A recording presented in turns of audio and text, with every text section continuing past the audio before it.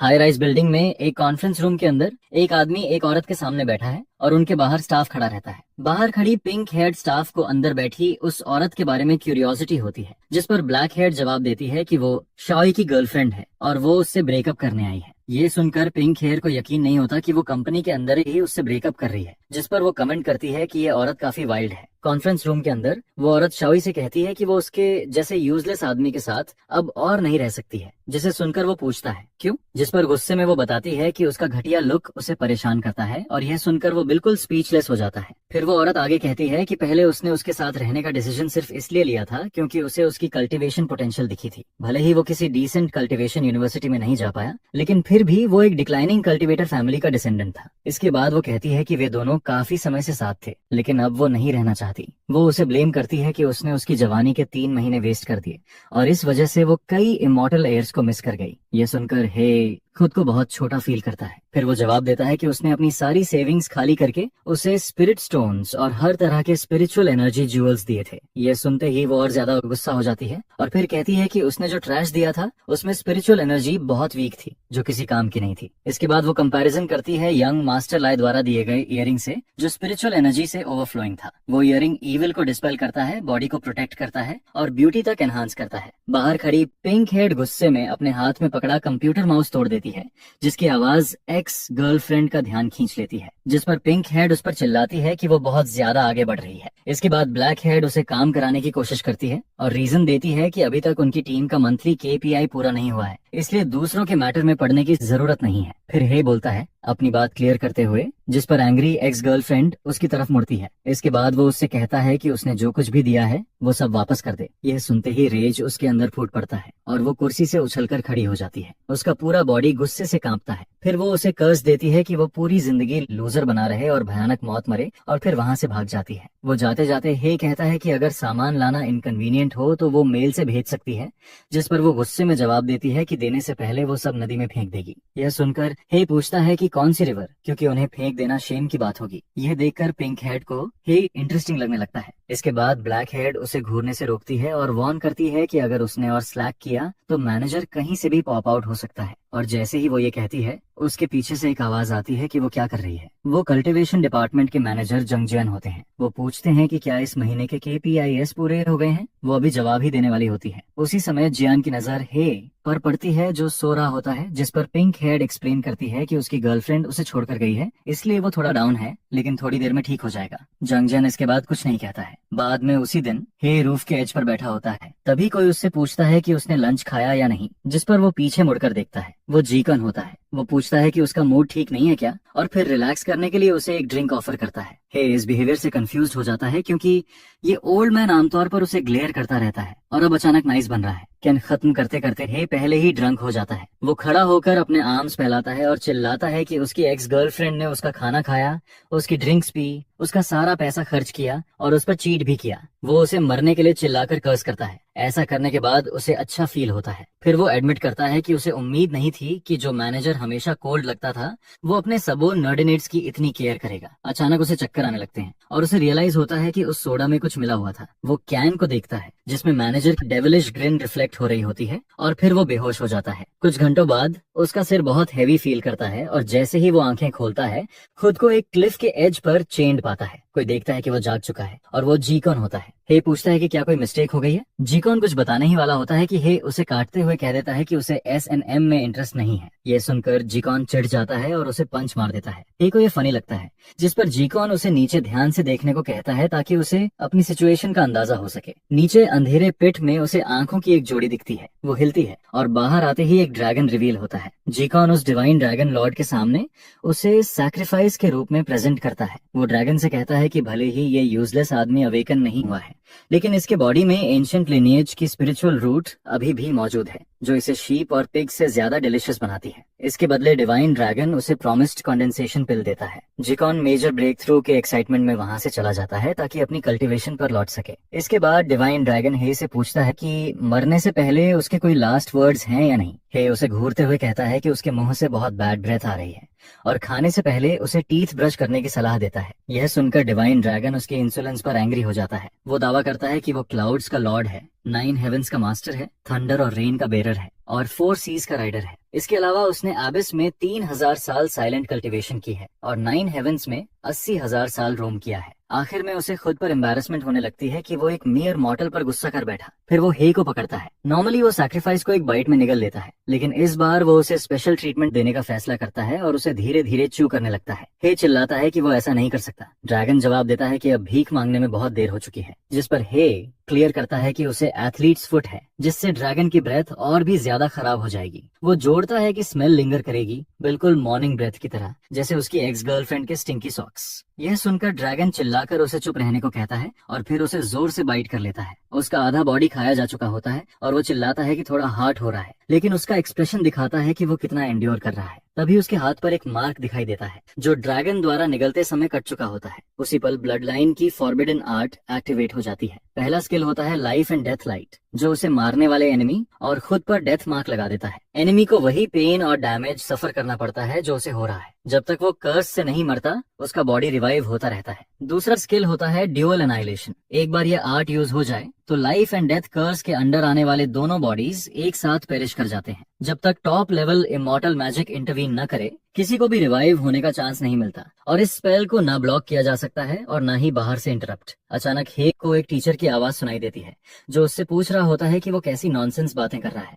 जैसे ही वो आंखें खोलता है, खुद को क्लासरूम में पाता है। टीचर उससे बॉडी रिफाइनमेंट की 7 आर्ट्स रिसाइट करने को कहता है, लेकिन वो लाइफ और कर्सेस की बातें करता रहता है। टीचर सोचता है कि कहीं उसने बॉडी रिफाइनमेंट मेडिसिन ज्यादा तो नहीं ले ली, जिससे उसे हेलुसिनेशन हो रही है। यह सुनकर उसके क्लासमेट्स हंसने लगते हैं। उधर फैकल्टी रूम में एक फीमेल टीचर प्रोफेसर येन से उस ट्रांसफर स्टूडेंट के बारे में बात करती है जिसे उसने अपनी क्लास में लिया है। वो मानती है कि उस स्टूडेंट में जरूर इम्प्रेसिव टैलेंट होगा, वरना इतने हाई एडमिशन स्टैंडर्ड्स वाला आदमी उसे एक्सेप्ट नहीं करता। जिस पर प्रोफेसर येन जवाब देता है कि उस लड़के में और भी टैलेंट्स हैं। असल में उसे इसके बदले एक अच्छी खासी रकम मिली थी। वो सोचता है कि ये लड़का वैसे भी फर्स्ट मंथली एग्जाम पार नहीं कर पाएगा, इसलिए डेट ले लेना ही बेहतर है। पूरी क्लास को लगता है कि यह बिल्कुल यूजलेस है और वो लोग उस पर हंसते ही रहते हैं। है को इससे कोई फर्क नहीं पड़ता, बल्कि वो यही सोचता रहता है कि हेवेंस ने उसे आखिर कौन सा टैलेंट दिया है। हे क्लासरूम में बैठा गहराई से सोच रहा होता है। ड्रैगन के हाथों मारे जाने के बाद वो अपने बेड पर जागता है और उसकी स्पिरिचुअल रूट, जो पिछले 20 सालों से डोर्मेंट थी, अचानक अवेकन हो जाती है। उसकी एक्स गर्लफ्रेंड के शब्द उसके दिमाग में गूंजते रहते हैं कि वो एक डिक्लाइनिंग कल्टिवेटर फैमिली का आखिरी डिसेंडेंट है। तबीयत अचानक कोई उसके डेस्क पर पैर रख देता है। ये लड़का उसे इंटिमिडेट करने की कोशिश करता है और क्लास के रूल्स पर लेक्चर देने लगता है। वो उसे हफ्ते में एक बार कम से कम 1 बोतल बॉडी रिफाइनमेंट पिल्स, 1 बोतल पयुआन पिल्स और 1 डोज गुबान पोशन देने को कहता है। क्लासमेट्स देखते हैं कि जॉन जबाई फिर से एक न्यूबी को एजुकेट कर रहा है और उनके लिए ये एक देखने लायक शो होता है। हे पूछता है कि वो उसे ये सब क्यों दे और वो उसके डेस्क पर पैर रखकर क्यों खड़ा है, जिस पर जबाई कहता है कि ये उसका टेरिटोरी है और वो चाहे तो यहाँ पैर रखेगा। साथ ही वो ये भी कहता है कि वो आमतौर पर यहीं से कूदकर नीचे जाता है, उन वीकलिंग्स की तरह नहीं जो स्टेयर्स यूज करते हैं। जाने से पहले वो उसे धमकी देता है कि अगर उस आफ्टरनून क्लास खत्म होने तक सामान नहीं लाया तो वो उसे स्कूल के फ्रंट लाइट पोल से बांधकर पब्लिकली शेम करेगा। हे देखता है कि उसके पैर विंडो के बाहर जा रहे हैं और उसी पल उसके दिमाग में एक थॉट आता है। अचानक हे उस बुली के पैर पर जोर से स्लैप करता है, जिससे वो ऑकवर्ड तरीके से गिरता है और सीधा अपने चेहरे के बल जमीन पर आ लगता है। ये सीन काफी सेटिस्फाइंग होता है। क्लासरूम की विंडो से क्लासमेट्स उसे घूरते रह जाते हैं। उन्हें यकीन नहीं होता कि वो फेस फर्स्ट जमीन पर गिर गया। उन्हें ज्यादा चिंता नहीं होती क्योंकि वो एक 100 fold refined steel technique practice करता है और उन्हें लगता है कि ऐसी गिरावट से वो मरेगा नहीं। कुछ लोग तो ये सोचकर दुखी भी होते हैं कि अगर वो मर गया तो उनका रैंक ऊपर चला जाएगा। वो कुछ मिनट तक जमीन पर पड़ा रहता है और फिर उठकर चिल्लाता है कि कोई कहीं नहीं जाएगा क्योंकि वो उनकी टांगें तोड़ देगा। हे के सामने बैठे ग्रीन हेड लड़के उसे बताते हैं कि अब वो फंस चुका है क्योंकि जबाई एक जाना माना क्लास बुली है जिसे आज तक किसी ने हराया नहीं है। साथ ही उसका फैमिली सिटी का एक पावरफुल और इन्फ्लुएंशियल एकेडमिक कल्टीवेशन क्लैन है और उसकी body refinement technique insane level तक पहुंच चुकी है। वो ये भी बताता है कि आखिरी स्टूडेंट जिसने उससे दुश्मनी ली थी, उसका पूरा परिवार बर्बाद हो गया और मर गया। वो हे को वार्न करता है कि वो भाग सकता है लेकिन छुप नहीं सकता। फिर वो उसे टिप देता है कि क्लास के बाद गुजी एली से दूर रहना। वहीं वो लोग अक्सर एम्बुश करते हैं, लेकिन ये रास्ता हे के घर जाने के रास्ते में अनअवॉइडेबल है। शाम होते होते हे गुजी एली का साइन देखता है। पास ही 3 आदमी खड़े इंतजार कर रहे होते हैं। उनमें से एक अपने बॉस जाबाई से पूछता है कि क्या सच में 3 लोगों को मिलकर एक ट्रैश ट्रांसफर स्टूडेंट को हैंडल करना जरूरी है। दूसरा आदमी कहता है कि बॉस तो उसे एक हाथ से क्रश कर सकता है, लेकिन खुद करना उसके लेवल से नीचे है, इसीलिए ये काम लैकीज करेंगे। जाबाई सोचता है कि वो छोटा बास्टर्ड शायद डर के मारे कांप रहा होगा और एली अवॉइड करने का तरीका सोच रहा होगा, लेकिन इससे फर्क नहीं पड़ता क्योंकि हर डायरेक्शन में उसके लोग हैं, वो भाग नहीं सकता। बॉल्ड लेकी उसे थम्स अप देता है और प्लानिंग की तारीफ करता है। अचानक हे सामने आ जाता है और उनसे पूछता है कि किसने कहा था कि वो छुपने वाला है। बॉल्ड आदमी घूम कर देखता है और हे को अपनी तरफ आते देखता है। उन्हें यकीन नहीं होता कि वो खुद चलकर उनके ट्रैप में आ गया है। वो मान लेते हैं कि जब बच नहीं सकता तो शायद ओबीडियंटली मौत एक्सेप्ट करने आ गया है। जबाई देखता है कि ये लड़का बिल्कुल डरा हुआ नहीं है और उसे क्यूरियोसिटी होती है कि वो क्या प्लान कर रहा है। वो सोचने लगता है कि कहीं ये एक्सट्रीमली रेयर टाइप तो नहीं जो अपनी रियल स्ट्रेंथ छुपाकर वीक बनने का नाटक करता है ताकि सरप्राइज अटैक कर सके। हे उन्हें कावर्ड कहता है कि स्कूल गेट पर किसी को घेरने की हिम्मत नहीं है, इसीलिए दूर रैली में एम्बुश करते हैं। वो कंप्लेन करता है कि यहाँ तक पहुंचने में काफी मेहनत लगी और उन्हें चैलेंज करता है कि सामने आकर अटैक करें। उसकी बातों से एक लैकी प्रोवोक हो जाता है और वो हे को किक मार देता है। हे वॉल से टकराता है और दीवार में एक बड़ा डेंट बन जाता है। उन्हें यकीन नहीं होता कि वो इतना वीक है, खासकर तब जब वो इतनी एरोगेंस के साथ आया था। जबाई कंफर्म कर लेता है कि वो सिर्फ एक रुकी है और वो बेकार में ओवरथिंक कर रहा था। एक खून से सना हुआ जमीन पर गिरा होता है। बुली उसके पास आता है और बताता है कि ये बॉडी रिफाइनमेंट के 5th लेवल की किक थी जिससे उसके इंटरनल ऑर्गन्स डैमेज हो चुके हैं और वो ज्यादा देर जिंदा नहीं रहेगा। हे अपनी हालत के बावजूद कहता है कि उसे बिल्कुल दर्द नहीं हुआ। वो इसे 5th रिफाइनमेंट भी नहीं मानता, बल्कि इसे किसी ऐसे लूजर की तरह सॉफ्ट और वीक बताता है जो रात में सैकड़ों बार जर्क ऑफ करता हो। ये सुनते ही बुली ट्रिगर हो जाता है। वो चाहता है कि हे की सांसें वहीं रुक जाएं और वो अपने किक से उसका सिर कुचल देना चाहता है। चारों तरफ खून बिखर जाता है। तभी सब कंफ्यूज हो जाते हैं। जाबाई और बॉल्ड आदमी डर के मारे देखते हैं कि एक टांग उड़कर उनके सामने आ गिरती है। फिर वो जोर जोर से चिल्लाता हुआ जमीन पर गिरता है। उसकी कटी हुई टांग से खून बहता रहता है और हे उस पर हंसता है कि उसने अपनी टांग खो दी। अचानक एक औरत वहाँ प्रकट होती है और वो हे के सामने खड़ी हो जाती है। जबाई को यकीन नहीं होता कि वो पलक झपकते ही कैसे आ गई। औरत की पीठ उनकी तरफ होते हुए भी बॉल्ड आदमी अटैक कर देता है। जबाई चिल्लाता है कि लीथल मूव यूज मत कर वरना पूरा एरिया तबाह हो जाएगा, लेकिन वो फिर भी पर्पल गोल्ड क्लब से डेथ वाला अटैक अनलीश कर देता है। पूरा इलाका एक बड़े एक्सप्लोजन से हिल जाता है। आसपास के सारे रेजिडेंसेस तबाह हो जाते हैं। उसे याद आता है कि घर जाकर उसका ओल्ड मैन आफ्टरमैथ देखकर एक्सप्लोड हो जाएगा। धीरे धीरे स्मोक और डस्ट बैठती है। बॉल्ड आदमी शॉक में रह जाता है। जबाई की भी आंखें फैल जाती हैं और उसका जबड़ा खुला रह जाता है। क्लब सीधा उस औरत के सिर पर गिरता है, लेकिन उसे जरा भी नुकसान नहीं होता। सीन से कुछ पल पहले एक फ्लोटिंग आइलैंड पर पुराने पेड़ के नीचे सिल्वर हेयर्ड औरत और एक व्हाइट क्रेन बैठे होते हैं। वो चाइनीज चेकर्स खेल रहे होते हैं। व्हाइट क्रेन उस औरत से पूछती है, जिसका नाम लॉर्ड डिवाइन ड्रैगन है, कि वो हमेशा ह्यूमन फॉर्म में ही क्यों रहती है। डिवाइन ड्रैगन कहती है कि वो इमॉर्टल पैलेस के टूटे फूटे रूल्स फॉलो नहीं करना चाहती।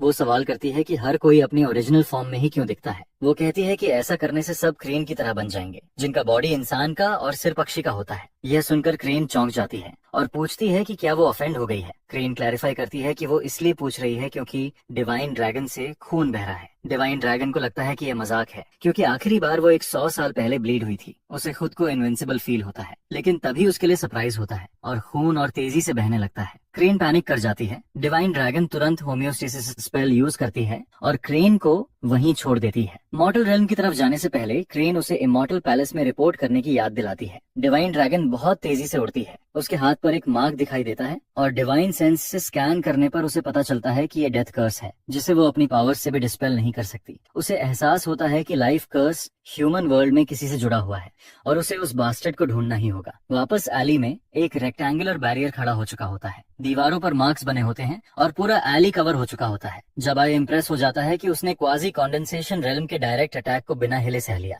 इम्पैक्ट के उसी पल उसने डिफेंसिव बैरियर बना लिया था, जिससे आसपास की बिल्डिंग्स को कोई नुकसान नहीं हुआ। वो समझ जाता है कि सामने वाले की कल्टीवेशन उससे कहीं ऊपर है। डिवाइन ड्रैगन कहती है कि उसे लो लेवल कल्टीवेटर से लड़े बहुत समय हो गया है, इसलिए वो भूल ही गई थी कि ये लोग कितने वीक होते हैं। वो ये भी सोचती है कि जबाई तो उससे भी ज्यादा कमजोर है जितनी वो खुद शुरुआत में थी। जबाई अपने आदमी पर चिल्लाता है कि जल्दी उससे दूर हट जा, लेकिन बॉल्ड आदमी कुछ कर पाता उससे पहले ही उसका बॉडी टुकड़ों में उड़ जाता है। यह देखकर जबाई पूरी तरह से डर जाता है। उसके पैर जवाब दे जाते हैं और वो वहीं पीछे गिरकर बैठ जाता है। वो पूछता है कि ये कैसे हुआ, जब उसने उसे अटैक करते हुए देखा तक नहीं। फिर जैसे ही वो उसे अपनी तरफ आते देखता है, वो पैनिक करने लगता है, खासकर जब उसके पैर पहले ही साथ छोड़ चुके होते हैं। उसे साफ समझ आ जाता है कि अब उसका एंड है। तभी अचानक हे हवा में उठने लगता है। वो औरत कहती है कि उसे हैरानी हो रही है कि जिसे उसने खा लिया था वो फिर से जिंदा कैसे हो गया। यह सुनते ही हे कंफर्म कर लेता है कि वही ड्रैगन है। वो उसे कहती है कि जल्दी से उस कर्स को लिफ्ट करे वरना वो डेड मीट बन जाएगा, जिस पर हे जवाब देता है कि उसे नहीं पता कि उसे कैसे हटाया जाए। यह सुनते ही वो उसे बार बार जमीन पर पटकती है, इतनी ताकत से कि जमीन तक टूट जाती है। वो उससे फिर से कर्स हटाने को कहती है। जबाई ये सब देखकर सिहर जाता है कि जब वो स्नैप करती है तो अपने ही एलाइज को भी नहीं छोड़ती। तभी अचानक वो औरत खून खांसती है और खून जमीन पर फैल जाता है। उसे रियलाइज होता है कि वो जितना ज्यादा उसे मार रही है उतना ही खुद हर्ट हो रही है, इसलिए इसका कोई फायदा नहीं है। अगर ये ऐसे ही चलता रहा तो सब एक बोरिंग लूप में फंस जाएगा। वो डिसाइड करती है कि पहले वापस जाकर कर्स तोड़ने का तरीका ढूंढेगी, लेकिन तभी हे उसे रुकने को कहता है। वो नोटिस करती है कि वो फिर से जिंदा हो चुका है और अंदर ही अंदर कर्स को शेमलेस कहती है। हे उसे याद दिलाता है कि उसने उसे ऐसे खा लिया था जैसे वो कुछ भी नहीं हो, इसलिए वो थोड़ा कॉम्पेंसेशन चाहता है। इतिहास में पहली बार कोई उससे ऐसा कह रहा होता है। वो पूछती है कि उसे क्या चाहिए। हे जवाब देता है कि वो इमॉर्टल बनना चाहता है। यह सुनकर वो इरिटेट हो जाती है और फिर पूछती है कि अगर उसने मना कर दिया तो वो क्या करेगा। हे उसे धमकी देता है कि अगर उसने उसकी विश पूरी नहीं की तो वो खुद को सल्फ्यूरिक एसिड के पूल में डुबो डुबो कर मरेगा और वो उसके साथ बुरी तरह बलि करती रहेगी। यह सुनकर वो गुस्से से भर जाती है कि उसने उसे ब्लैकमेल करने की हिम्मत कैसे की। वो सोचती है कि उसे फ्रीज करके कहीं बंद कर दे और आराम से कर्स तोड़ने का तरीका ढूंढे। वैसे भी उसके पास अनलिमिटेड टाइम है, लेकिन हे के पास इसका भी काउंटर होता है। वो उसे प्रोवोक करता है कि ट्राई करके देख ले। ये उसे और ज्यादा गुस्सा दिला देता है। उसके नीचे एक शैडो बनती है और उसमें से रेड फ्लेम्स निकलती हैं। इसी के साथ वो उसे एक किताब फेंकती है और कहती है कि एक ही स्टेप में इमॉर्टैलिटी पाना इम्पॉसिबल है। वो किताब एक बेसिक कल्टीवेशन मैनुअल होती है जिससे वो धीरे धीरे ट्रेन कर सके। वो ताना मारते हुए कहती है कि ये किसी टैलेंटलेस आदमी के लिए बिल्कुल सही है। भले ही ये इमॉर्टैलिटी गारंटी नहीं करती, लेकिन कम से कम वो किसी अच्छी यूनिवर्सिटी में पहुंच सकता है और फिर उसे कभी खाने या कपड़ों की चिंता नहीं होगी। किताब के कवर पर लिखा होता है एडवांस्ड पेमेंट ऑफ स्किल्स। सिर्फ ये देखकर ही हे समझ जाता है कि ये टेक्निक काफी अमेजिंग है। वो मान लेता है कि कल्टीवेशन इंप्रूव करना ही एकमात्र रियल रास्ता है। अपने मन में वो उसे इडियट कहती है। दुनिया में कुछ भी फ्री नहीं मिलता, इसलिए जब तक वो उससे पूरी तरह छुटकारा नहीं पा लेती वो उससे हर चीज निचोड़ लेगी संयोग से। हे भी बिल्कुल यही सोच रहा होता है। इस बीच जबाई खुद को दीवार से चिपकाकर अपनी मौजूदगी छुपाने की कोशिश कर रहा होता है, लेकिन वो देख लेता है कि वो उसकी तरफ देख रही है। उसे समझ आ जाता है कि अब उसका एंड है, लेकिन वो कहती है कि वो रास्ते में न आने वाली चींटियों को कुचलने की मेहनत नहीं करती, लेकिन उसे यहाँ हुई हर बात भूल जानी चाहिए। जैसे ही वो अपनी पावर्स उस पर यूज करती है, जबाई चिल्लाने लगता है कि वो मरना नहीं चाहता। तभी अचानक जब वो आंखें खोलता है तो बॉडी कल्टीवेटर इंस्ट्रक्टर उसे एग्जाम रूम में खुद को कंट्रोल करने के लिए चिल्ला रहा होता है। उसे परेशानी होती है कि उसे कल की कोई भी बात याद नहीं है। उसका दिमाग पूरी तरह मिस हो चुका होता है। उसे समझ नहीं आता कि आज क्या करना है। इंस्ट्रक्टर उन्हें बताता है कि ये नए सेमेस्टर का फर्स्ट मंथली एग्जाम है और वो उम्मीद करता है कि सब अपना बेस्ट देंगे। रैंकिंग के नीचे वाले स्टूडेंट्स खतरे में होते हैं क्योंकि स्कूल उन्हें लीव करने की सलाह दे सकता है। पहला बॉडी कल्टीवेशन प्रोफिशिएंसी टेस्ट शुरू हो चुका होता है और उनके फ्यूचर के लिए इंस्ट्रक्टर उन्हें चार्ज करने को कहता है। हे को यकीन नहीं होता कि फर्स्ट वीक में ही मंथली एग्जाम आ गया, जबकि पिछले कुछ दिनों में इंस्ट्रक्टर्स ने क्लास में कुछ सिखाया भी नहीं था। उसके पास बैठा ग्रीन हेयर लड़का बताता है कि सीनियर ईयर ऐसा ही होता है।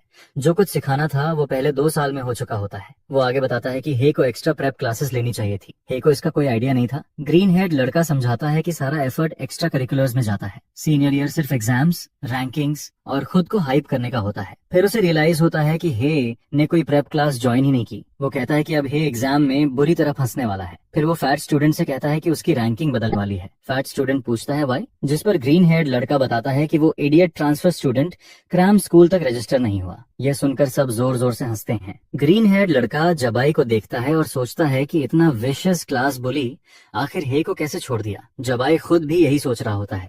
उसके 2 हेंचमैन मारे जा चुके थे और तीसरा खून बहने से मर गया था। उसे महसूस होता है कि कुछ टेरिफाइंग हुआ है। पहला टेस्ट पेनिट्रेशन का होता है। फील्ड में एक बैरियर स्पेल कास्ट किया जाता है ताकि डिस्ट्रक्टिव पेनिट्रेशन टेस्ट की जा सके। इंस्ट्रक्टर किसी को डेमो के लिए बुलाता है। उसे जबाई से काफी उम्मीदें होती हैं। जबाई स्टिक फेंकता है। उसका अटैक काफी डिस्ट्रक्टिव होता है और कई लेयर्स को पेनिट्रेट कर जाता है। इंस्ट्रक्टर खुश होकर अनाउंस करता है कि उसने 1 मीटर मोटी 5 लेयर रीइंफोर्स्ड कंक्रीट वॉल को तोड़ दिया है। उसे यही उम्मीद थी स्कूल के बॉडी टेम्परिंग प्रोडिजी से। जबाई का लेवल लगभग इंस्ट्रक्टर के बराबर होता है। लड़कियां चीयर करने लगती हैं। जबाई को इससे फर्क नहीं पड़ता क्योंकि उन्हें नहीं पता कि वो किस टेंशन में है। ग्रीन हेयर्ड लड़का कहता है कि ये रिजल्ट इंप्रेसिव है। हे पूछता है कि क्या ये सच में अच्छा रिजल्ट है। वो बताता है कि जाबाई वेल नोन है क्योंकि बॉडी कल्टीवेशन के दम पर उसे सीधे हेजो कल्टीवेशन यूनिवर्सिटी रेकमेंड किया गया है। वो समझाता है कि ये टेस्ट एक्सप्लोसिव डिस्ट्रक्टिव पावर दिखाता है, चाहे बॉडी टेम्परिंग हो या सुई कल्टीवेशन टेक्निक। आखिर स्कोर इसी पर डिपेंड करता है कि कितनी लेयर्स टूटती हैं। सीनियर ईयर के पहले महीने में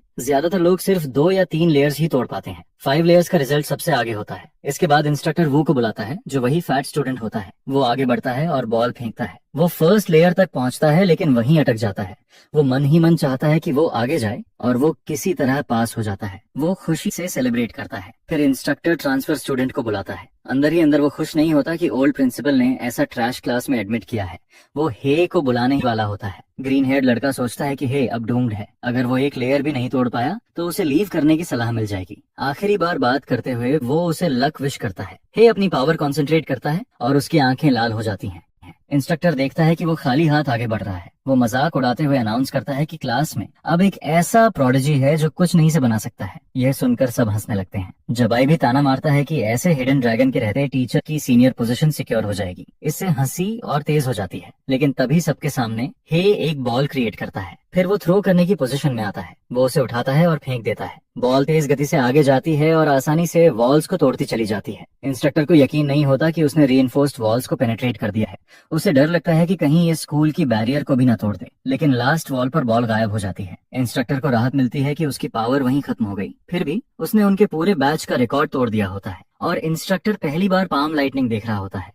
उस लाइटनिंग की एक्सप्लोसिव फोर्स देखकर वो समझ जाता है कि हे का बॉडी टेम्परिंग लेवल काफी हाई है। बॉडी और की कल्टीवेशन दोनों को उस लेवल तक मास्टर करने पर इंस्ट्रक्टर उस बच्चे को हेवनली जीनियस कहता है। लड़कियां उसके चारों तरफ इकट्ठा हो जाती हैं और कहती हैं कि पहले वो नॉर्मल सा दिखता था लेकिन अब हैंडसम लगने लगा है। उनमें से एक कहती है कि उसका टैलेंट पिछले जीनियस को भी टक्करता है। पहले उसमें ऐसा कुछ नजर नहीं आता था लेकिन अब साफ लग रहा है कि वो किसी मेजर सेक्ट से जुड़ा हुआ है। ग्रीन हेयर्ड लड़का समझ जाता है कि अब वो डूम्ड है क्योंकि उसने पहले जोर जोर से हंसी उड़ाई थी। दिन के बाद में वो काफी नर्वस दिखता है। हे उससे पूछता है कि उसे क्या हो गया है क्योंकि वो 50 साल बड़ा लग रहा है। वो मान लेता है कि पहले वो ब्लाइंड हो गया था और हे से कहता है कि अगर उसे कभी कुछ भी चाहिए हो तो बस बोल देना। हे जल्दी में गुड बाय कहता है और एक झटके में वहाँ से गायब हो जाता है। ग्रीन हेयर्ड लड़का हैरान रह जाता है कि वो कितनी तेजी से ट्रेन पकड़ने भागा। उसे एहसास होता है कि जो लोग आउटस्टैंडिंग होते हैं वो उससे कहीं ज्यादा मेहनत करते हैं। हे पूरी ताकत से दौड़ रहा होता है। वो बहुत अनॉयड फील कर रहा होता है। वो अभी अभी कंफर्म कर चुका होता है कि वो बदबूदार ड्रैगन की इंटेंशंस बिल्कुल सही नहीं है। उसने उसे एक टाइम बम जैसी बेकार मैनुअल पकड़ा दी थी। उसे ब्लैक नेथर पॉम लाइटनिंग की प्रैक्टिस पूरी करने का इंस्ट्रक्शन मिला होता है। अगर वो टाइम पर फिनिश नहीं करता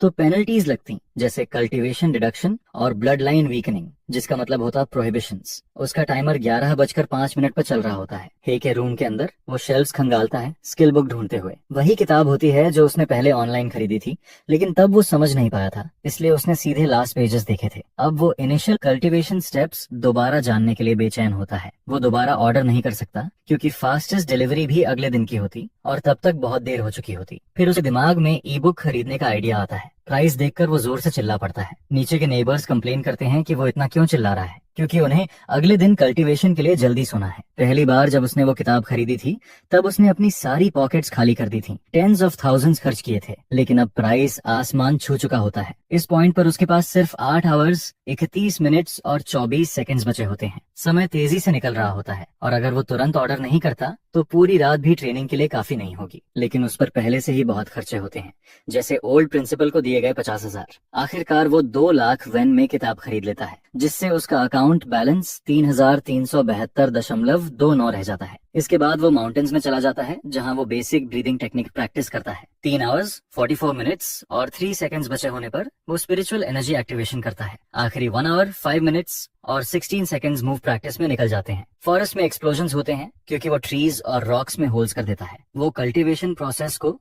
आखिरी 32 सेकंड्स खत्म होने से पहले पूरा कर लेता है। खत्म होने पर वो कहता है कि ये तो बहुत इजी था, लेकिन उसे उम्मीद नहीं होती कि उसे चक्कर आएंगे और वो वहीं बेहोश हो जाएगा। इसी दौरान फ्लोटिंग आइलैंड पर बाथ हाउस के अंदर चारों तरफ स्टीम फैली होती है। डिवाइन ड्रैगन खुशी खुशी शावर ले रही होती है, तभी अचानक उसकी पीठ से खून निकलने लगता है और पानी लाल हो जाता है। वो कंप्लेन करती है कि जो इमोर्टल ड्यू उसने अभी अभी बनाई थी वो बर्बाद हो गई। वो पानी के जरिए हे को चेक करती है और देखती है कि कल्टीवेशन कंप्लीट करते वक्त उसने खुद को ओवर एक्सर्ट कर लिया था और अचानक मर गया था। वो उसे यूजलेस कहती है। उसने तो कंप्लीशन प्रोसेस में बस हल्की सी रिस्ट्रिक्शन डाली थी और वो ही उसे नॉकआउट करने के लिए काफी हो गई। उसके पास उसे हील करने के अलावा कोई ऑप्शन नहीं बचता। एक हफ्ता पहले सीनियर ईयर के पहले दिन जी क्लास प्लेसमेंट टेस्ट में टॉप 10 में रैंक करता है। रिजल्ट्स बुलेटिन बोर्ड पर लगे होते हैं। वो घमंड करता है कि उसने सिर्फ बॉडी टेम्परिंग के दम पर एलीट क्लास के टॉप 10 में जगह बना ली है। इससे वो बाकी टॉप स्टूडेंट्स को नीचा समझने लगता है। तभी उसके पास खड़ी एक लड़की चिल्लाती है जिससे वो चौंक जाता है। वो देखती है कि फैटी अब लास्ट नहीं है, सबसे नीचे हाई का नाम होता है। किसी ने उसका नाम पहले नहीं सुना होता,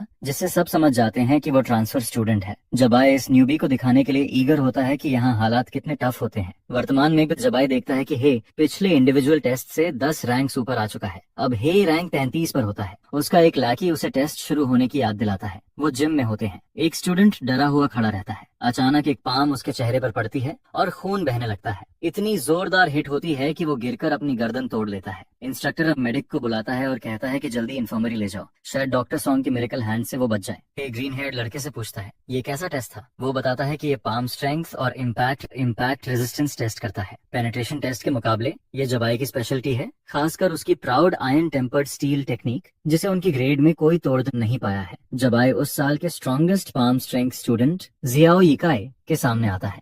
वो खुद को स्ट्रॉन्गर साबित करने के लिए ईगर होता है। यिकाई भी उसकी एरोगेंस की कीमत चुकवाने के लिए डिटरमिन्ड होता है। वो फॉर्ज्ड स्टील पाम यूज करता है। अटैक इतना डिस्ट्रक्टिव होता है कि चारों तरफ डस्ट फैल जाती है। वो कहता है कि आयरन टेम्पर्ड स्टील बस ओवरहाइप्ड है, लेकिन स्मोक हटते ही वो देखता है कि जबाई अब भी खड़ा है। जबाई उसकी टेक्निक का मजाक उड़ाता है और फिर उसे अटैक करता है। यिकाई नीचे गिर जाता है। इंस्ट्रक्टर किसी को बुलाता है और उसे इन्फर्मरी भेजने को कहता है। इसके बाद इंस्ट्रक्टर वू को बुलाता है, लेकिन जबाई सजेस्ट करता है कि पहले हे को बुलाया जाए। हे ओपन सोर्स कल्टीवेशन मेथड और पैटेंटेड कल्टीवेशन मेथड के बारे में सुनकर हैरान हो जाता है। उसका क्लासमेट बताता है कि कल्टीवेशन मेथड्स 2 टाइप्स की होती हैं। ये कॉमन सेंसेड है, इसलिए वो सोचता है कि हे ने 10th और 11th किस स्कूल से की थी। हे जवाब देता है म्यूनिसिपल नंबर 3 हाई स्कूल। ये सुनकर सब समझ जाते हैं कि उसकी फाउंडेशन कमजोर क्यों है। वो एक normal non immortal cultivation high school थी। ग्रीन हेड स्टूडेंट एक्सप्लेन करता है कि open source cultivation methods publicly available होती हैं और कोई भी उन्हें प्रैक्टिस कर सकता है। Patented cultivation methods immortal cultivation patent bureau में रजिस्टर होती हैं। सिर्फ पैटेंट होल्डर या ऑथराइज्ड लोग ही उन्हें यूज कर सकते हैं। बिना इजाजत प्रैक्टिस करने पर लीगल कॉन्सिक्वेंसेज या एक्सटर्मिनेशन तक हो सकती है। जैसे forged steel palm open source है और 100 रिफाइंड स्टील पैटेंटेड है। ऑर्डिनरी कल्टीवेटर्स के लिए पैटेंटेड मेथड्स तोड़ना आसान नहीं होता। उनकी थ्रेशोल्ड और डिफिकल्टी दोनों ज्यादा होती हैं। इंस्ट्रक्टर बेसिक मेंटेनेंस स्पेल्स डालकर टूटे हुए कोड को ठीक करता है और फिर हे को नीचे आने को कहता है। हे और जबाई आमने सामने खड़े होते हैं। जबाई को हर बार उसे देखकर दिल तेज धड़कता फील होता है। उसे समझ नहीं आता क्यों, खासकर जब उसने सिर्फ एक टेस्ट हारा है, लेकिन अगर वो उसे हरा दे तो खुद को प्रूव कर सकता है। हे सजेस्ट करता है कि दोनों एक साथ हिट करें। ये जबाई को चिढ़ा देता है और वो चिल्लाता है कि ज्यादा एरोगेंट मत बन। हे फॉर्ज्ड स्टील पाम यूज करता है। जबाई को फर्क नहीं पड़ता क्योंकि वो ओपन सोर्स मेथड से टकराने की कोशिश कर रहा है। वो 100 रिफाइंड स्टील यूज करता है। इंस्ट्रक्टर ध्यान से देखता रहता है। दोनों की पाम्स टकराती हैं, लेकिन जबाई उड़कर पीछे जा गिरता है। दीवार से टकराने पर गहरा डेंट पड़ता है और जमीन में बॉडी शेप का होल बन जाता है। क्राउड सन्न रह जाती है। इंस्ट्रक्टर को ये बिल्कुल एक्सपेक्ट नहीं था। हे का opening move open source forged steel palm होता है, लेकिन जबाई से टकराते ही उसके ऊपर 100 रिफाइंड स्टील की लेयर चढ़ जाती है। ऊपर से जंग फैमिली की पैटेंटेड 100 रिफाइंड स्टील टेक्निक्स की थ्रेशोल्ड भी बहुत हाई और डिफिकल्ट होती है। इससे इंस्ट्रक्टर सोचने लगता है कि क्या हे को पैटेंटेड मेथड चोरी से प्रैक्टिस करने के बैकलैश का डर नहीं है। हे टीचर से कहता है कि जबाई को इन्फर्मरी भेज दिया जाए क्योंकि वो दीवार से चिपका हुआ है और खुद नीचे उतर नहीं पा रहा। जब टीचर जवाब नहीं देता तो हे पलट कर देखता है। टीचर बिल्कुल एक टेम किए हुए डॉग की तरह बिहेव कर रहा होता है। फिर वो टीचर उससे पूछता है कि उसने किस मास्टर के अंडर ट्रेनिंग ली है। वो उसे पास आने को कहता है और फिर धीरे से उसके कान में विस्पर करता है कि वो ड्रैगन लॉर्ड था। उधर जबाई इन्फर्मरी में होश में आता है। वो उस बास्टर्ड पर गुस्सा कर रहा होता है। तभी बगल से कोई बोलता है कि वो बास्टर्ड कुछ जाना पहचाना लग रहा है। वो छियन होता है। वो हाइये की पिक्चर को ध्यान से देखता है और कहता है कि वो किसी ऐसे इंसान जैसा दिखता है जिसे वो जानता है। शी पूछता है कि क्या वो उसे जानता है। छियन इशारा करता है कि हाँ, लेकिन अंदर ही अंदर वो सोचता है कि हाय का जिंदा बचना नामुमकिन था। वो सोचने लगता है कि क्या ड्रैगन लॉर्ड ने उस पर मर्सी दिखाई है। उसे याद आता है कि अगला एग्जाम केमिस्ट्री का है। वो जबाई से पूछता है कि किस टॉपिक पर फोकस होगा। जबाई जवाब देता है कि पॉइजन मेकिंग और टॉक्सिन टेस्टिंग। यह सुनकर जियन के चेहरे पर डेविलिश ग्रिन आ जाती है और वो कहता है कि जंकयार्ड में मजा आएगा। जबाई फॉर्ज्ड स्टील पाम की ट्रेनिंग को पूरा करता है। वो बॉस को इन्फॉर्म करता है कि सारी स्क्रैप्ड कार्स क्रश कर दी गई हैं। इसके बाद बॉस उसकी तारीफ करता है और पेमेंट उसके अकाउंट में ट्रांसफर कर देता है। बॉस ने पैसे बचाने के लिए स्क्रैप कार क्रैशर नहीं खरीदा था, इसलिए जाबाई को कल्टीवेटिंग करते हुए कमाने का मौका मिल गया। सिस्टम उसे इंस्ट्रक्टेड करता है कि वो जल्दी से 100 रिफाइंड स्टील ट्रेनिंग कंप्लीट करे। उसने 2020 स्ट्राइक्स कर लिए होते हैं, लेकिन अभी तक 2020 हिट्स नहीं मिले होते। वो सोचने लगता है कि आज रात किससे लड़े ताकि हिट्स मिल सकें। अचानक कोई सामने आता है और पूछता है कि क्या वो है। वो जवाब देता है कि नहीं। वो कहता है कि सामने वाला गलत आदमी ढूंढ रहा है, क्योंकि उसका नाम यिनजियान है। उसी पल पहले वाली क्लास का टीचर छींक देता है। उसे अजीब लगता है कि स्लाइड शो बनाते हुए उसे ठंड कैसे लग गई। वो आदमी चिल्लाकर कहता है कि नाटक करना बंद कर दे, क्योंकि वो उसे जानता है। यंग मास्टर जंग ने उसे सबक सिखाने भेजा है। ये आदमी जंग शिवन होता है, जिसकी cultivation spiritual attraction realm tier 9 की होती है। हे उसकी तरफ बढ़ता है और कहता है कि उसे ये बात पहले ही बता देनी चाहिए थी। वो मना करता है और कहता है कि उसे लगा था कि वो डेट कलेक्टर है। वो चैलेंज के लिए रेडी होता है। जिक्सवन को ये अजीब लगता है कि उसकी कल्टीवेशन ज्यादा होने के बावजूद हे उससे डर नहीं रहा है। स्पिरिचुअल परसेप्शन से देखे तो वो बस स्पिरिचुअल अट्रैक्शन रील में एंटर ही कर रहा है। इससे उसे शक होता है कि शायद वो अपनी रियल कल्टीवेशन छुपा रहा है। बिना ज्यादा सोचे वो पंच मारता है और हे को दूर उड़ा देता है। फिर वो दोबारा चार्ज करता है, ये सोचते हुए कि हे पहले बस एक्टिंग कर रहा था और एक पंच ही काफी होगा। लेकिन जब वो उस पर गिरने वाला होता है तो हे उसे घूरता है और उसे चैलेंज करता है कि अटैक में और पावर डाले। दोनों की फाइट से पूरा फॉरेस्ट गूंज उठता है। हे को फिर से हिट लगती है और उसके बाद एक किक भी पड़ती है। फेस डाउन जमीन पर गिरने के बावजूद हे के चेहरे पर स्माइल होती है, जिसे देखकर जिक्सन कंफ्यूज हो जाता है। उसे पीटा जा रहा होता है, उसकी ऑरा कमजोर होती जा रही होती है, फिर भी उसके चेहरे पर वही क्रीपी एक्सप्रेशन रहता है। आखिरकार जिक्सन डिसाइड करता है कि इंस्टेंट किल अटैक से फाइट खत्म करेगा। थर्ड सीक्वेंस, हे के टॉर्सो पर जोरदार ब्लो पड़ता है और वो उड़कर एक बड़े पत्थर से टकराता है। वो घुटनों के बल गिर जाता है। जिक्वान कमेंट करता है कि आजकल के हाई स्कूलर्स कितने वीक होते हैं, फिर भी टफ बनने का नाटक करते हैं। हे हिलता नहीं है। जब वो चेक करता है तो देखता है कि वो हील हो रहा है। उसकी रिकवरी स्पीड देखकर वो चौंक जाता है। स्पिरिचुअल अट्रैक्शन रेल्म का टॉप टियर फिजिशियन भी ऐसा नहीं कर सकता।